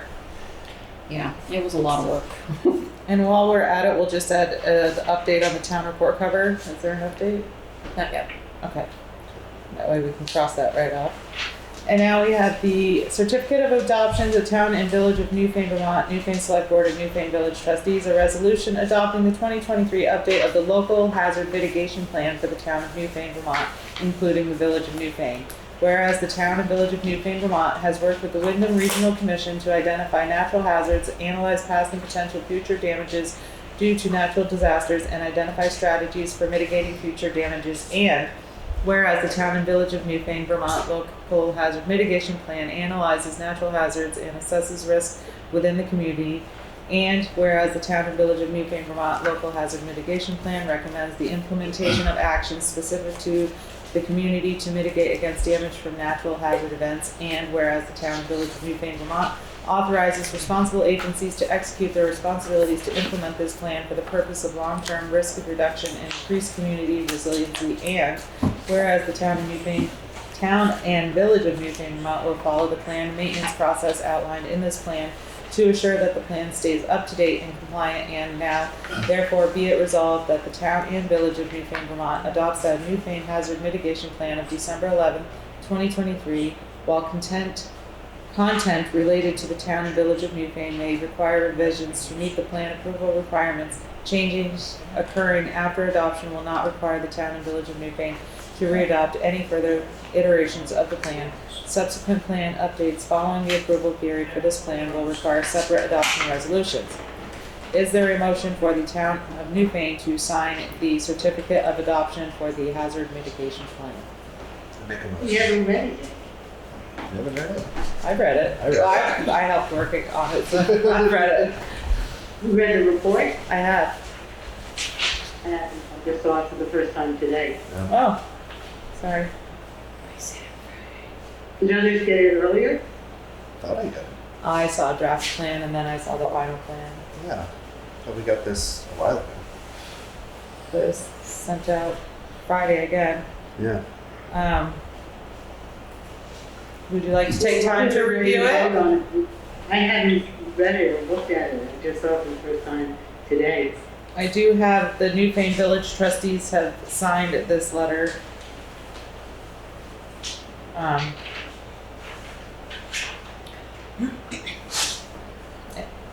What would you folks like to do? I'm okay with signing it now or waiting, whatever We can works. table it Is till- there any urgency to sign the letter, by the way? Is there a deadline? Not that I'm aware of. Okay. Oh, wait a minute, there might be. This letter is dated, correct?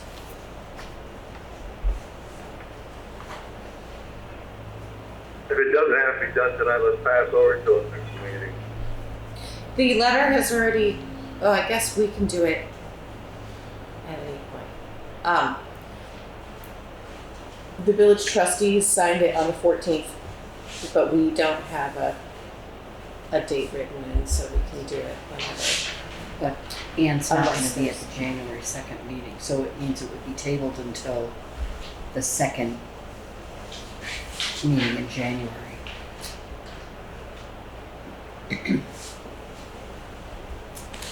Seems like it should be If that's too pretty. long, I'll read it and just send any comment I have before the next meeting. Yeah, could we do it at the budget meeting real quick? If- Now, let's see why we couldn't do it. Well, the next budget meeting's on. When's the next? It's not until the Oh, June right. 4th. It's after. Yeah. Yeah. Right.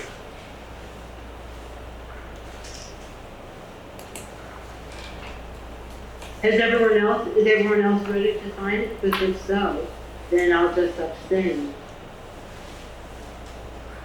I'm fine with going I'm forward. fine with going forward. I am too. Well, I can go either way, so it doesn't matter if she wants us to stay and just do it that way then. I am too. I'd rather finish this. This is Yeah. Okay. So we will table it to our next select board meeting. Will you contact Margot and let her know? Please. All right. Is there anything further for the administrative assistance report? Hearing none, all those in favor to approve the administrative assistance report say aye. aye. Right. Aye. Aye. Opposed, abstained, ayes have it. Thank you. So will that be the budget meeting or will that be the January 16th? January, I thought our next meeting was January 2, January 2nd. Yeah. Anyways. Okay. We'll do it then. Okay, moving right along, apologies folks for running behind. Good evening, Doris. Good evening. It's your time. Glad to have you here by phone. Well, it's nice to at least be able to do that. I trust that all Oh, of you... sorry, and Ryan is here on Zoom. Sorry about that, Ryan. Good evening. Ryan there? Hi, Ryan. I'm here. I trust that all of you have a copy of our request for budget for this next fiscal year. And there's a summary page, and then there's details of each one of the lister line items. Plus, there's information about the postage, mail, and supplies, which we put in just so that others know what we're going to be needing. Okay. But the listers' salaries, we have 2 listers currently. At election time, there'll be 3 positions open, a 1, a 2, and a 3.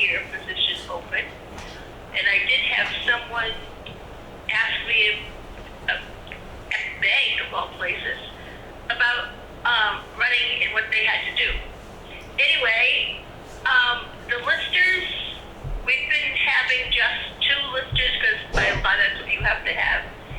And we recommended that the wages go from $20 an hour to $21. And then we have a great data entry person, Katie Bristol, and we've asked that to go from $20 to $23. The part-time assessor, when we did the budget last year, we thought it was going to be more, but they came in with a budget that was less than what we expected. This year we're asking for $9,600 for that. That amounts to, I forget what is it, $800 for a day for about 1 day a month. And then we have listers expense, and that includes the mapping and using the software and so forth, and that's like $6,510. And then we have professional development, which with the state of Vermont, they're requiring a lot more for new listers in particular to be taking classes. So we've got 2,000 in there. So our total budget that we're asking for the listers thing is $48,110, which is less than last year. Nice. And then, but there's another sheet that I don't know if you got it or not, but we're suggesting we have a townwide reappraisal that's coming up to be completed in 27. The state's requiring us to do it. I checked with Melissa to find out how much money we have in that account. The money in that account comes from the state at, I think it's $8.25 a parcel. Okay.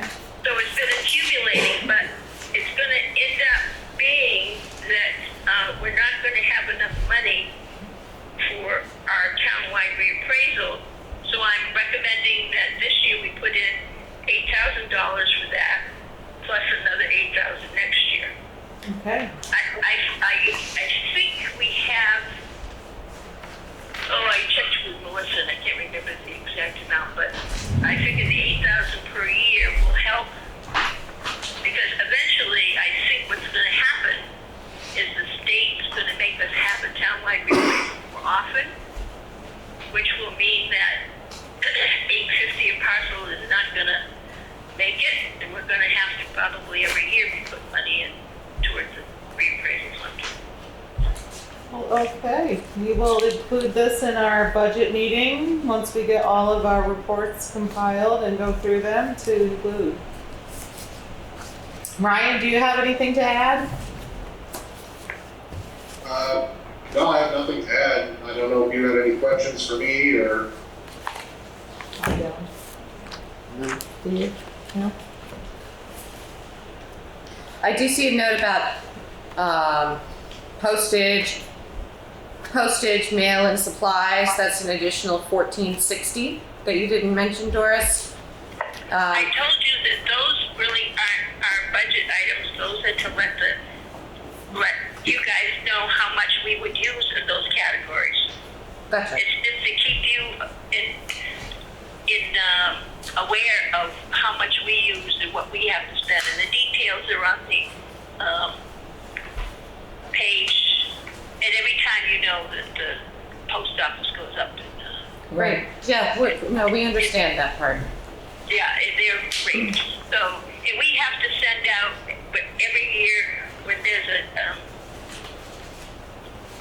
every year people can appeal the change in assessment. Those people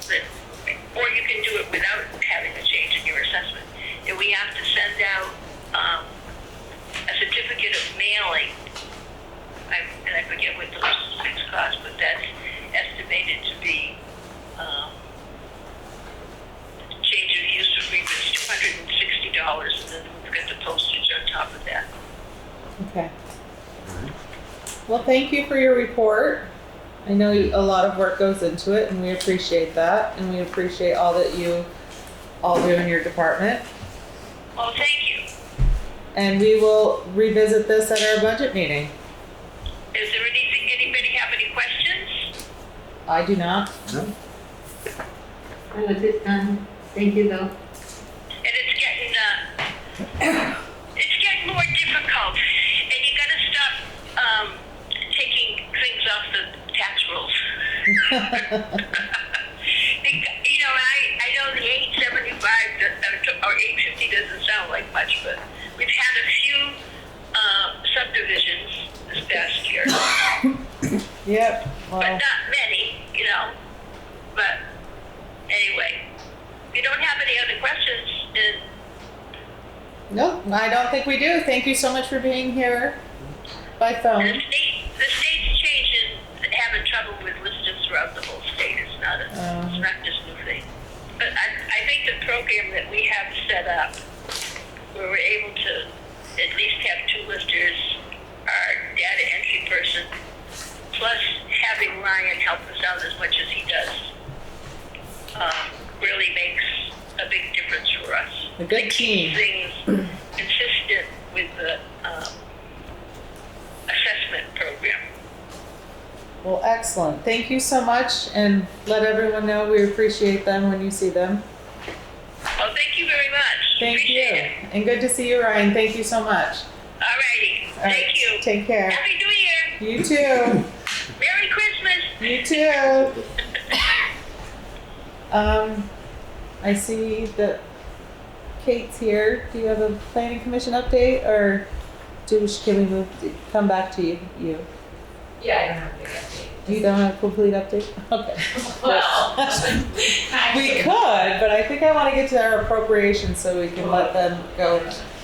But, so first I'd like to welcome Christine Howe from Southeast Vermont Transit, the Moover. Good evening, glad to have you. Good evening, everybody. Introduction of what you're here for.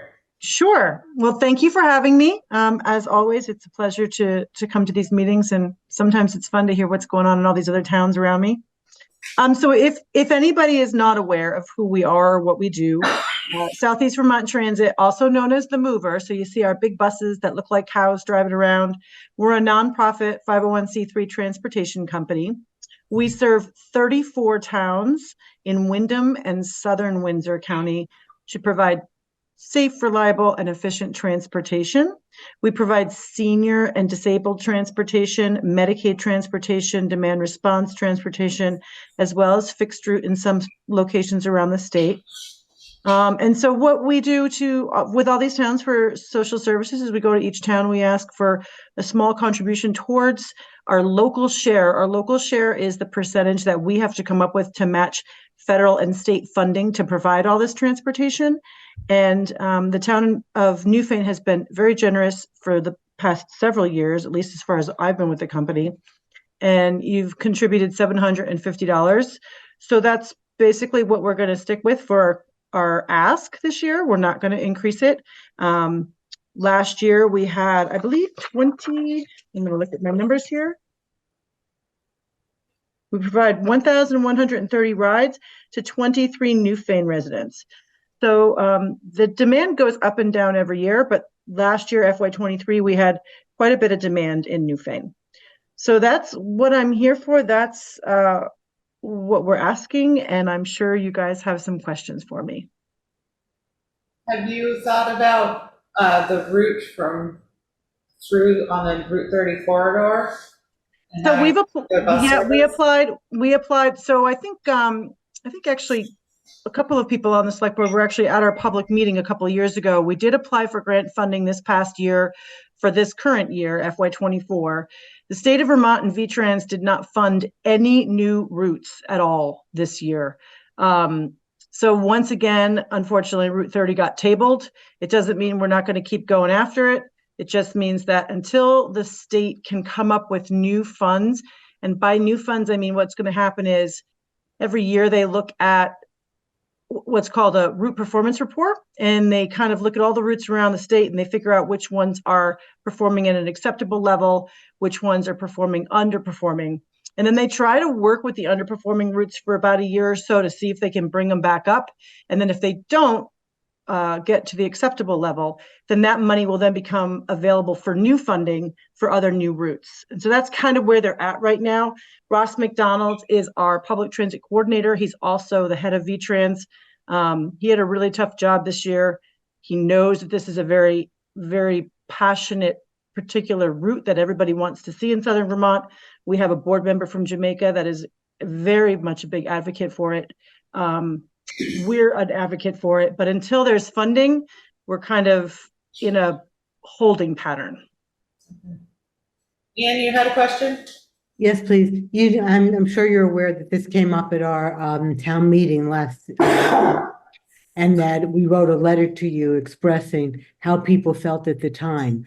I would request that you amend your request to the town for funding with just a simple, less than 1-page summary of what you presented here about the status of the request for the extension on Route 30. This is something that I know a number of people in town will bring up again, wanting to know what the status is. Obviously, not everyone attends these meetings, so that they will not have heard your statement. But I think it would be very useful if the select board agrees that we amend your proposal with a statement giving a summary of the current status and what has happened this year. Yep. And to make it clear that this is something that Moover is committed to, and but you're not in control of the funding.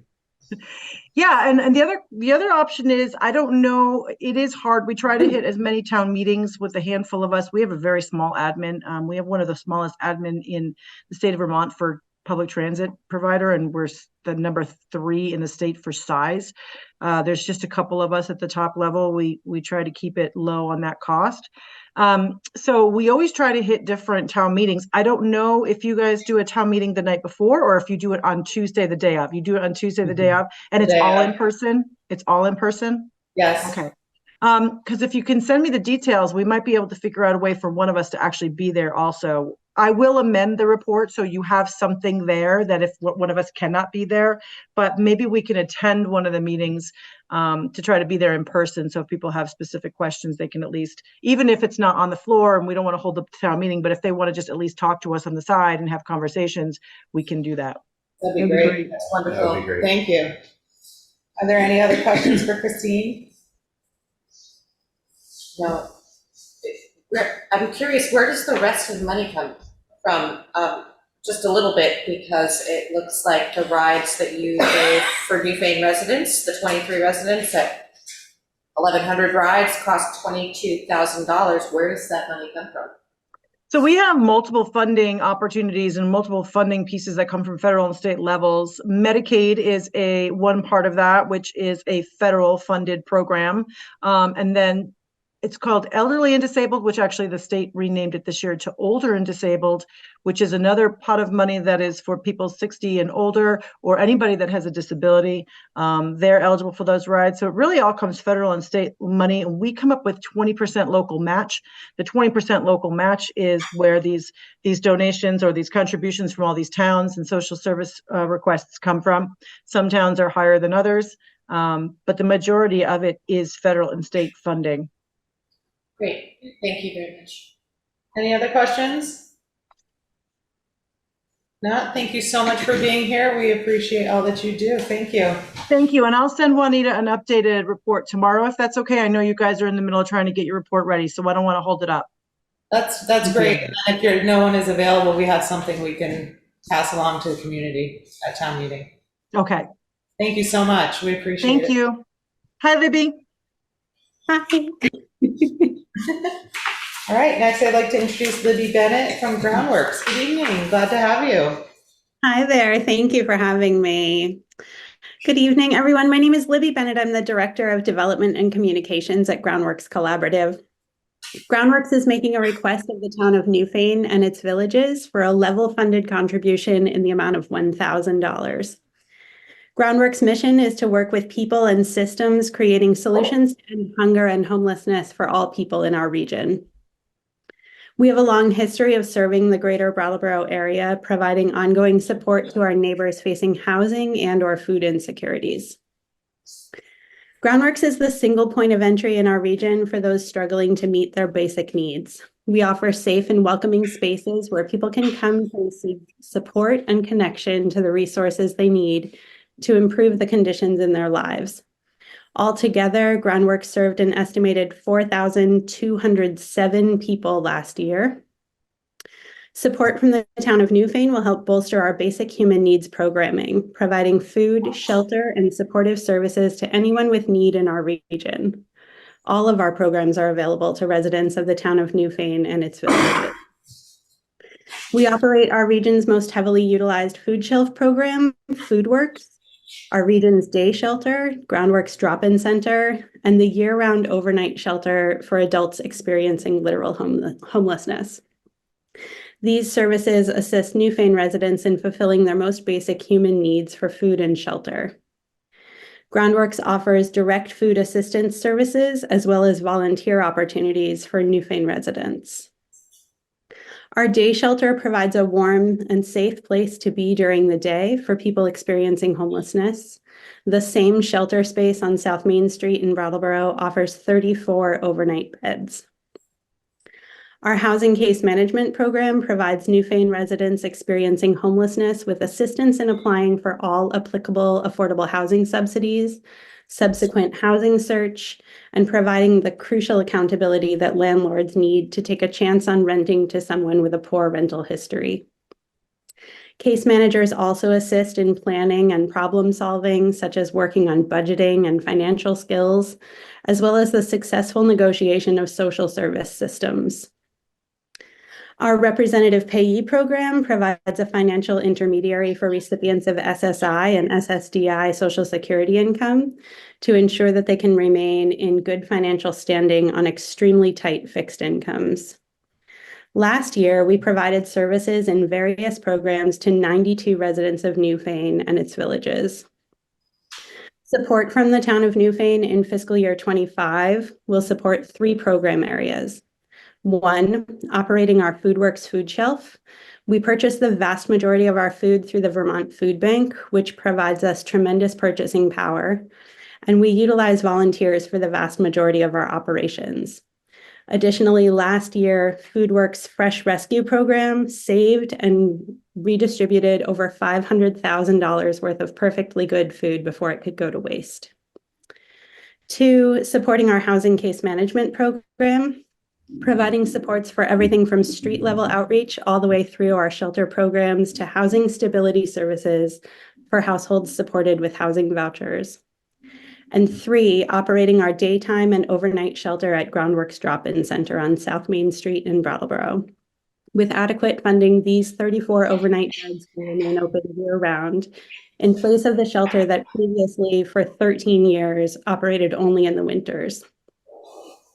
I'm happy to answer any questions that you might have, and then I'm going to say goodnight and go get my daughter to bed. But Juanetta also has my contact information if you want to reach out. But I can take any questions right now if you have them. Any questions for Libby? No. All right, well, thank you so much for being here. It's important work, and we're glad to have you tonight. Thank you so much. Thank you. And next we'll move on to the More Free Library. We have several people here for the More Free Library. We have Beckley, Gaudette, Ryan Kelly, and you're here with Marie Tattersall. Marie Tattersall. Good evening, glad to have you all. And Kate Gary, sorry, I'm so used to just blaming, but you're everything. So I'm going to take the lead on this one, but since I'm a relatively new board member, I brought backup just in case.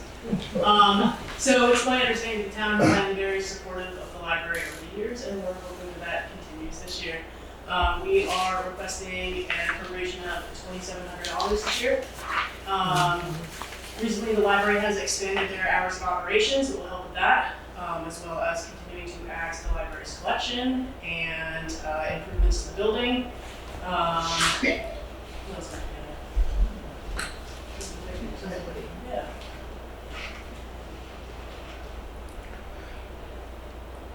Would you like to look at your? And community programming as well.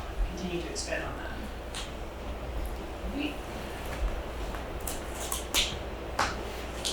Any questions for Ryan or any of the others? Do you have any? Can you share with us any of the new programs that you hope to start this year? I don't know if you're ready to reveal them, but That might be more of a question that Beckley could answer at this point. Sure. Sure. I just want to point out that we really offer one of the few free spaces in Newfane that people can use. And we host all sorts of people. We host beekeepers, we host Tai Chi, we have story time, we have 2 book groups. We're going to start a meditation class, and everything that we host there is offered free to residents of Newfane. So we're always looking for new programs and people who want to use our space. The only stipulation, well, we have some guidelines, of course, but the main stipulation is they have to offer their program for free. And again, you know, they don't need to pay for our space. And Newfane residents gets a lot of programming for free. Thank you. Sure. Any questions for the library folks? I love the library. It's such a great place. Libraries are essential. So We glad you guys are appreciate doing it. all that you do and all the programs and such that you're bringing in. It's so exciting. I missed one I wanted to go to was Gary Livornia's introduction. Oh yeah, to woodworking. I forgot to mention that Gary offered a program on which screw and nail do you use for that project. And it was really fun. It was great. As you, Will you be doing it again? It was full of laughs. It was really, yeah. Well, excellent. We thank you all for being here tonight. Welcome aboard, new board members. Excellent. And we will put this on our board. Thank you. And thank you. We will have Gloria Cristelli with Senior Solutions. Good evening, Gloria. Glad to have you.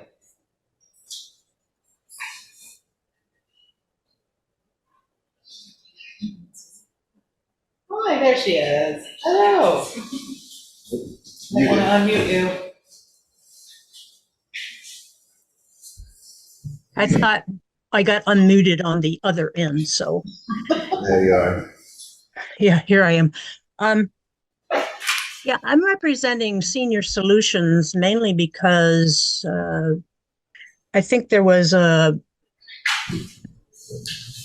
a misunderstanding, but the select board actually appointed somebody else, and that person is a case manager for Senior Solutions, and the director of Senior Solutions said that was a conflict of interest.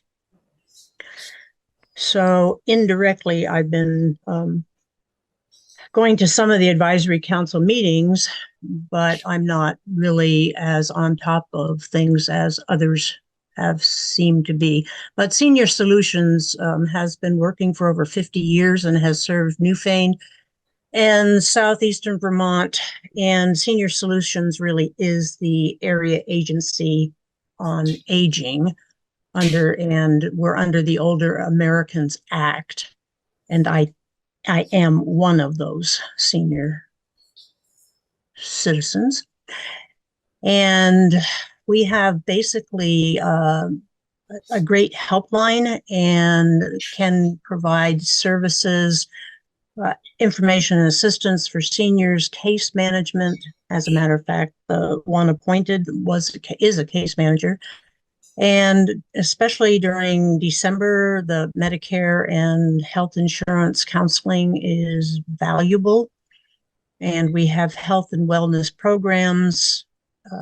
We help people with nutrition services and grants to get caregiver respite. And I know, again, several in Newfane have benefited from that. We have volunteers who visit people, and there is some flexible funding for unusual special needs that really aren't covered by other programs. So all of this information came from Mark Botwell, who is our director. And specifically for Newfane, from October 1st, 2022 through September 30, 2023, we received 63 calls or office visits for information and assistance services, and 23 calls or office visits for assistance with Medicare. We provided 131.25 hours of caregiver support, grant assistance, and case management support to 16 residents. Our volunteers provided 3 residents with a total of 186.75 hours of volunteer visitation, assistance with errands and/or phone calls. We financially supported the production of 2,624 Meals on Wheels provided through the Dam Diner, and also supported congregate meals at the Newfane Congregational Church and other meal sites in our region.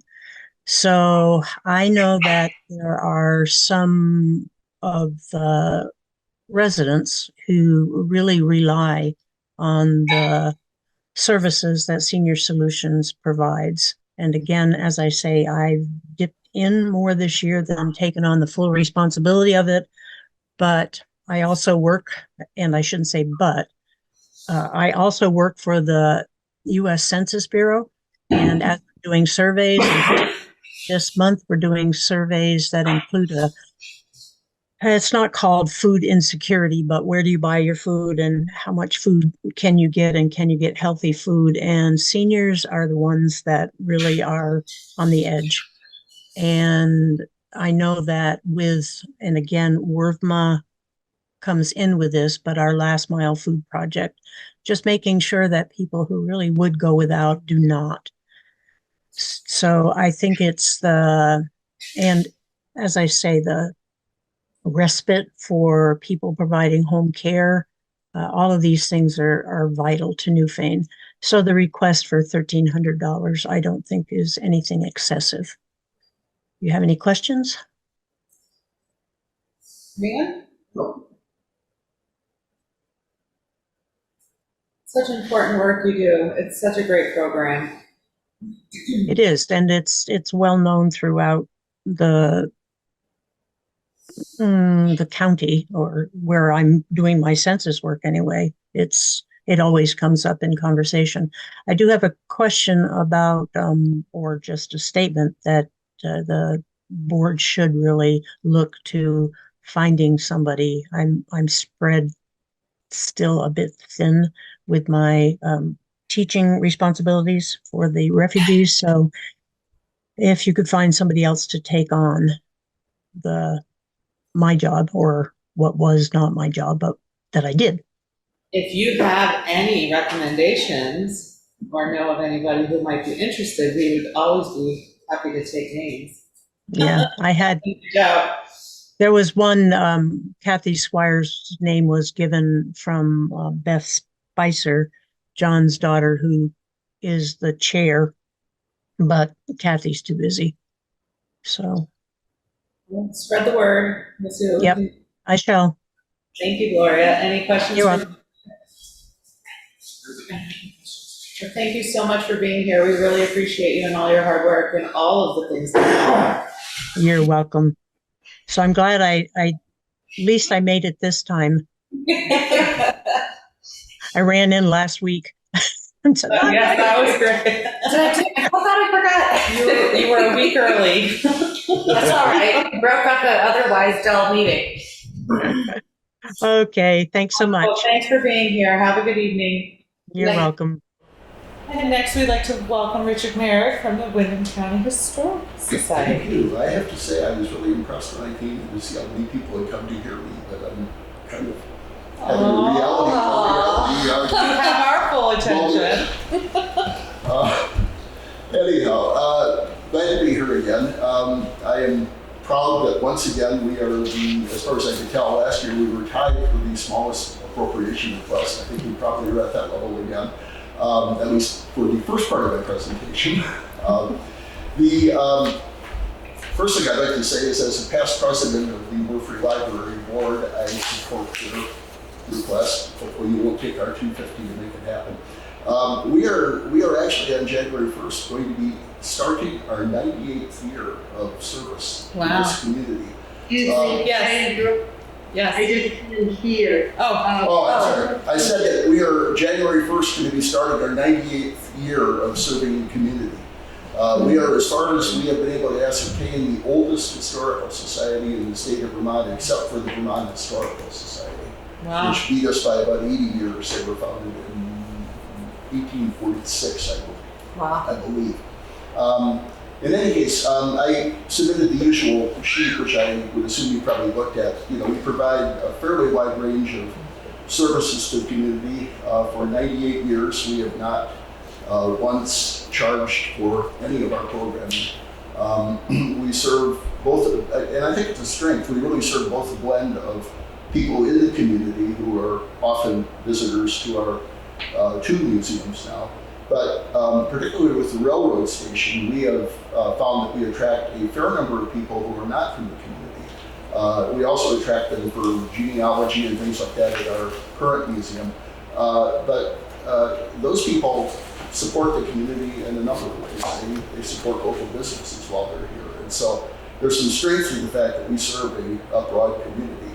I'm not going to get into the jail component right now. I'm going to try to segue myself into becoming an unscheduled member of the public to talk about that. So, metamorphosis. But if you have questions about our activities, with the current museum, I will mention that as we transform ourselves into a much bigger and I think far more exciting museum, this building is going to continue to be a very active operating part of our functions. We're going to be able to finally have room for our archival material to be accessed and for people to research it. Somebody at one of our meetings the other day was commenting on the fact that we have some incredible diaries from a variety of people, including a woman who for about 50 years took in boarders and judges and jurors in our house and who continued her diary until the last day she had.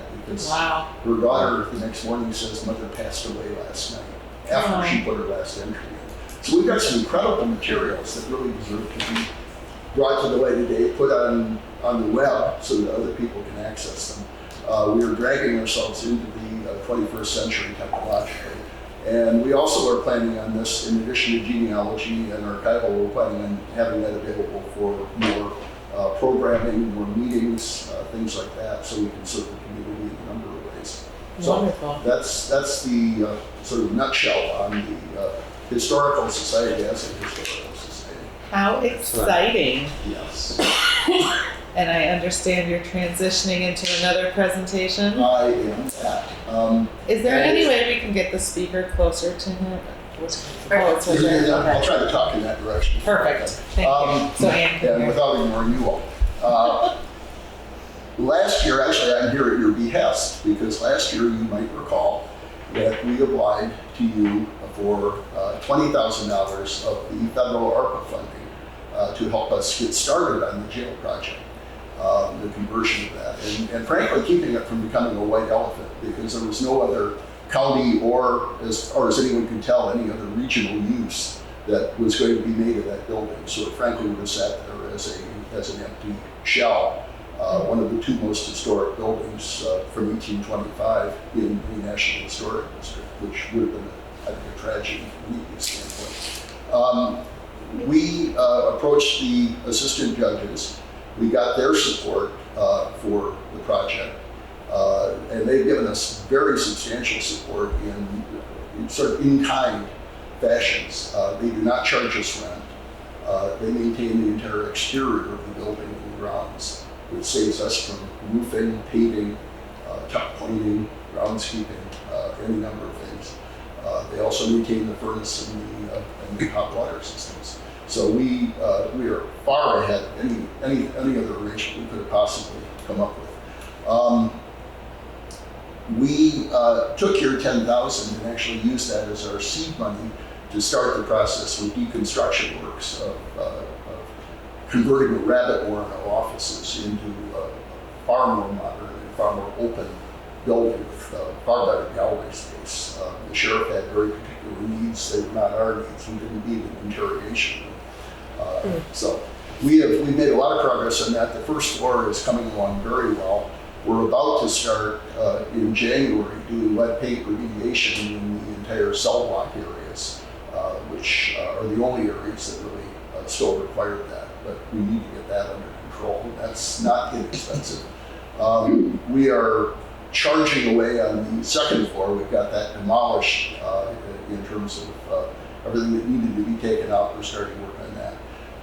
We have done both grant fundraising and other fundraising, and have also received a fair amount of in-kind support, and we're looking for some additional in-kind support.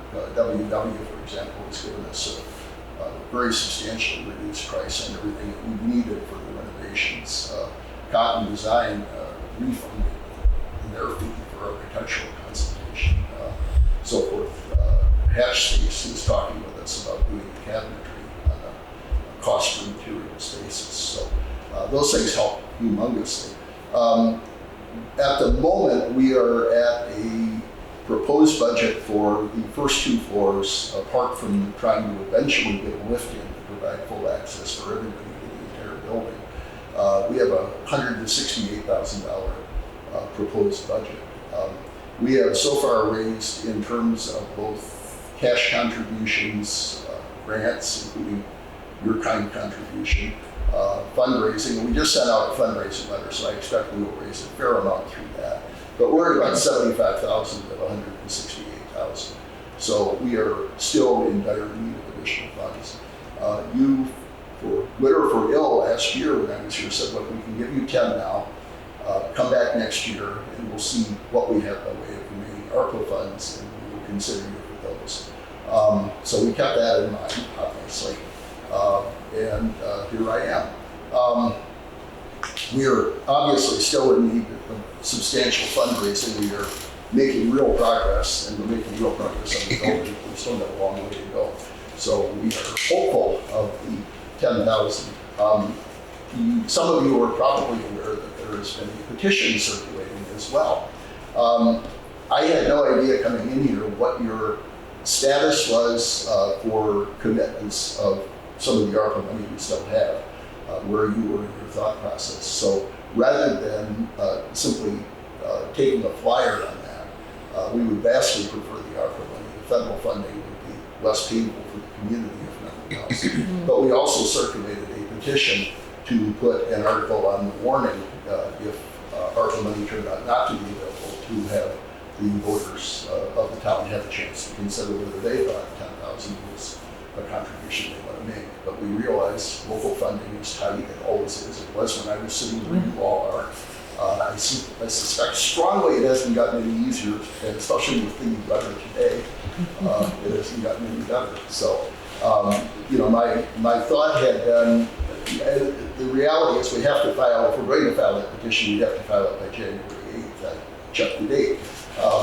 And so, knowing this meeting and that you have one more regular meeting, and also that circulating a petition to get an article on the warning during the middle of the holiday rush is not going to be a very good idea. We've circulated the petition, but I've got it sitting on the sidelines, and I wanted to also not put you in a squeeze tonight and try to compel you to make a hurried decision. You have another meeting coming up, so you'll have time to at least consider this in a reasonable fashion, which I would appreciate if I were sitting where you are, because I know there are always more requests than there are funds. But the 10 would really constitute another significant boost for us in moving this along. And frankly, grants are going to be harder because we tapped into a lot of the grants that are going to be available. They usually do not like having you come tapping at the door 2 years in a row, unlike you who have invited it. Our squeeze on fundraising is going to get harder, not easier. We've got thoughts about how to approach that, including some fairly creative things. You're all invited probably next spring or early summer to Jailhouse Rock, which will occur on the grounds. Seems like an appropriate title.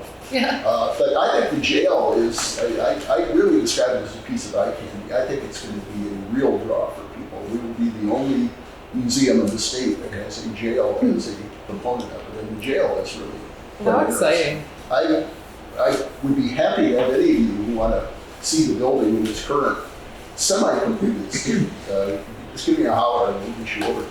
Next time I see you out there when I'm walking, I'll stop in. Yeah, do that. I mean, and if the carpenters and people are in there, which they often are, if they're over there, just wander in and tell them you're building inspectors or something like that. When you see the first floor and what we've accomplished, because we're getting down on that to putting in lighting and putting in the cell remediation, the lead paint remediation. And then just exhibit cases are going to be a huge expense for us because we need a large number. I mean, lighting fixtures alone, track lighting, which you don't have in here. We're looking at having to get 37 track lighting fixtures alone.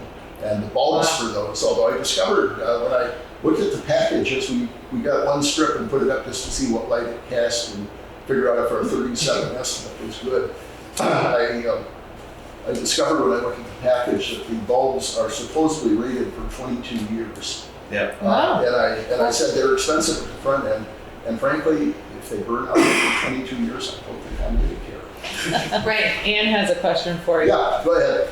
Sorry, it's hard to hear everything that you're saying, so I just wanted to clarify. You said that your budget to complete is 168,000. That's for everything exclusive of putting in a lift. Yes. Okay, and then you've raised 75,000 so far. Did I hear that correctly? Yeah, cash in kind, and some commitments that we have, some pledges for real money. Yes. Okay, and you're requesting how much from ARPA? Another 10. We had requested 20 last year. We received 10, but you wanted, frankly, I think, to keep your powder dry to see what other requests came in, and told us that we should come back the following year and see where you were. And so here I am. Okay. And what is the status of the petition that you're circulating? The petition, as I said, the petition was something I thought, as a matter of prudence, I ought to do. I had no idea what your status of ARPA pre-commitments was, and I also didn't know, what your final decision would be. Since we really do need the 10, we circulated a petition to have an article put on the town meeting warning, but that would come out of town tax money rather than federal funding. So our preference would obviously be to have it come out of the ARPA money. But in the case that the board is not able to help us out of the ARPA money, we still thought that we would put that issue in front of the voters. If the ARPA money is available, the petition will be put in a file folder to repose there forevermore. But what is the status of your petition? It's sitting on a table in my house. We have the signatures that we need. You mean to get it on the warning? We have sufficient signatures so that we could file it and have the article placed on the town meeting warning. Got it. But we don't want to do that if the ARPA money is possibly available. So if the ARPA money is available, the petition will never see the light of day.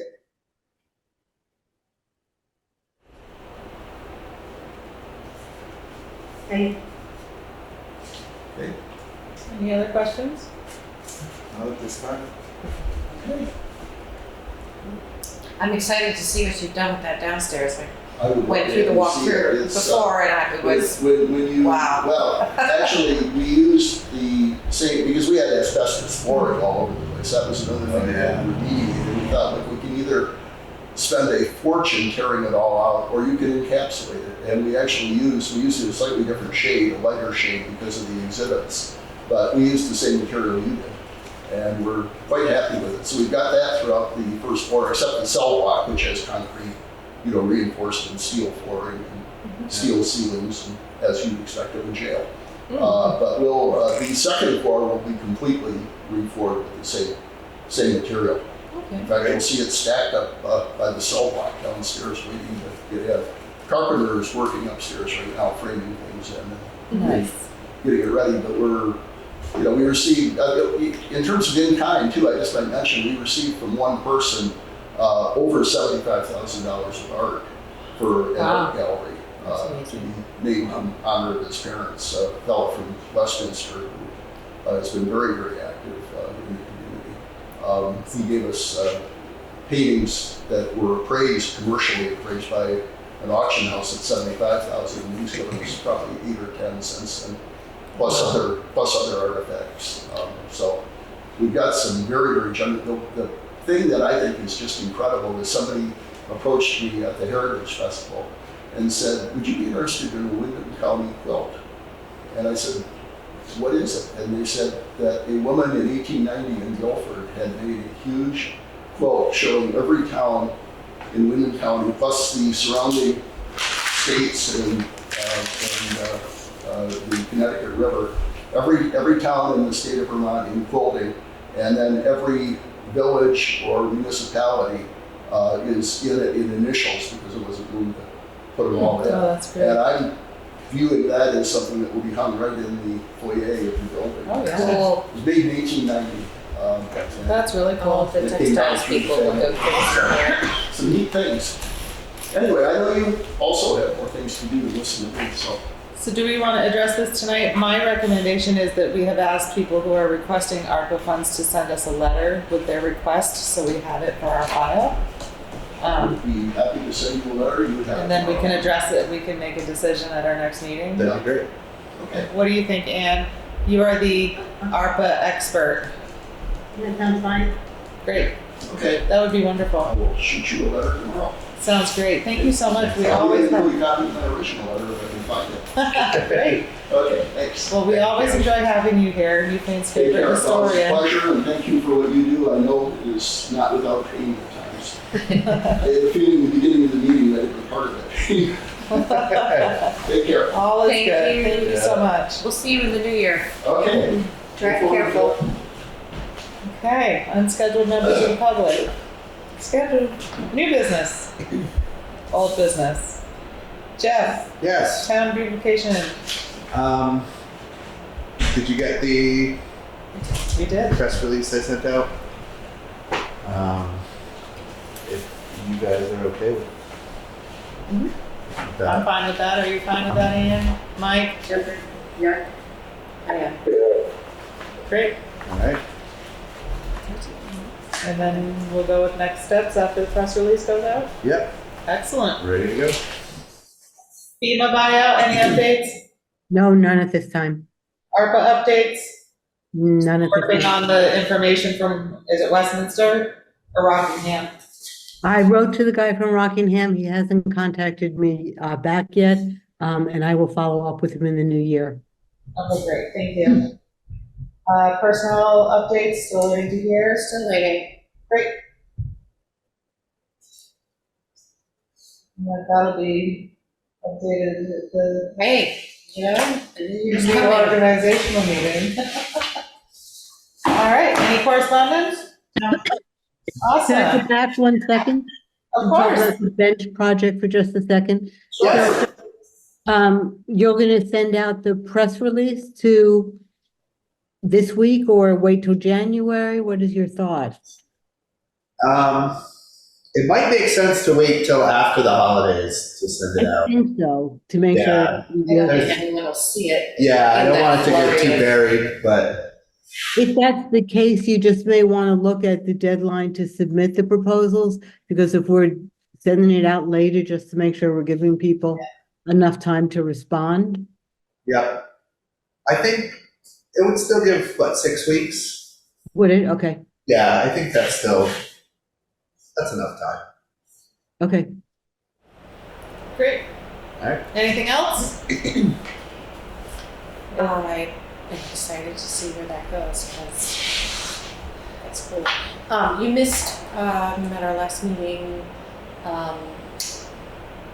Greg Record came in and talked about, some money to clear out one of the trails, the overlook. And that would be a really cool, to have the benches, but also have the space up there. Where's the overlook trail? Is that across? I forget the name of what he said it was, but Laura's Landing. Laura's Landing? Where is it located? The townships in the forest, right? In the town forest? Mhm. Great.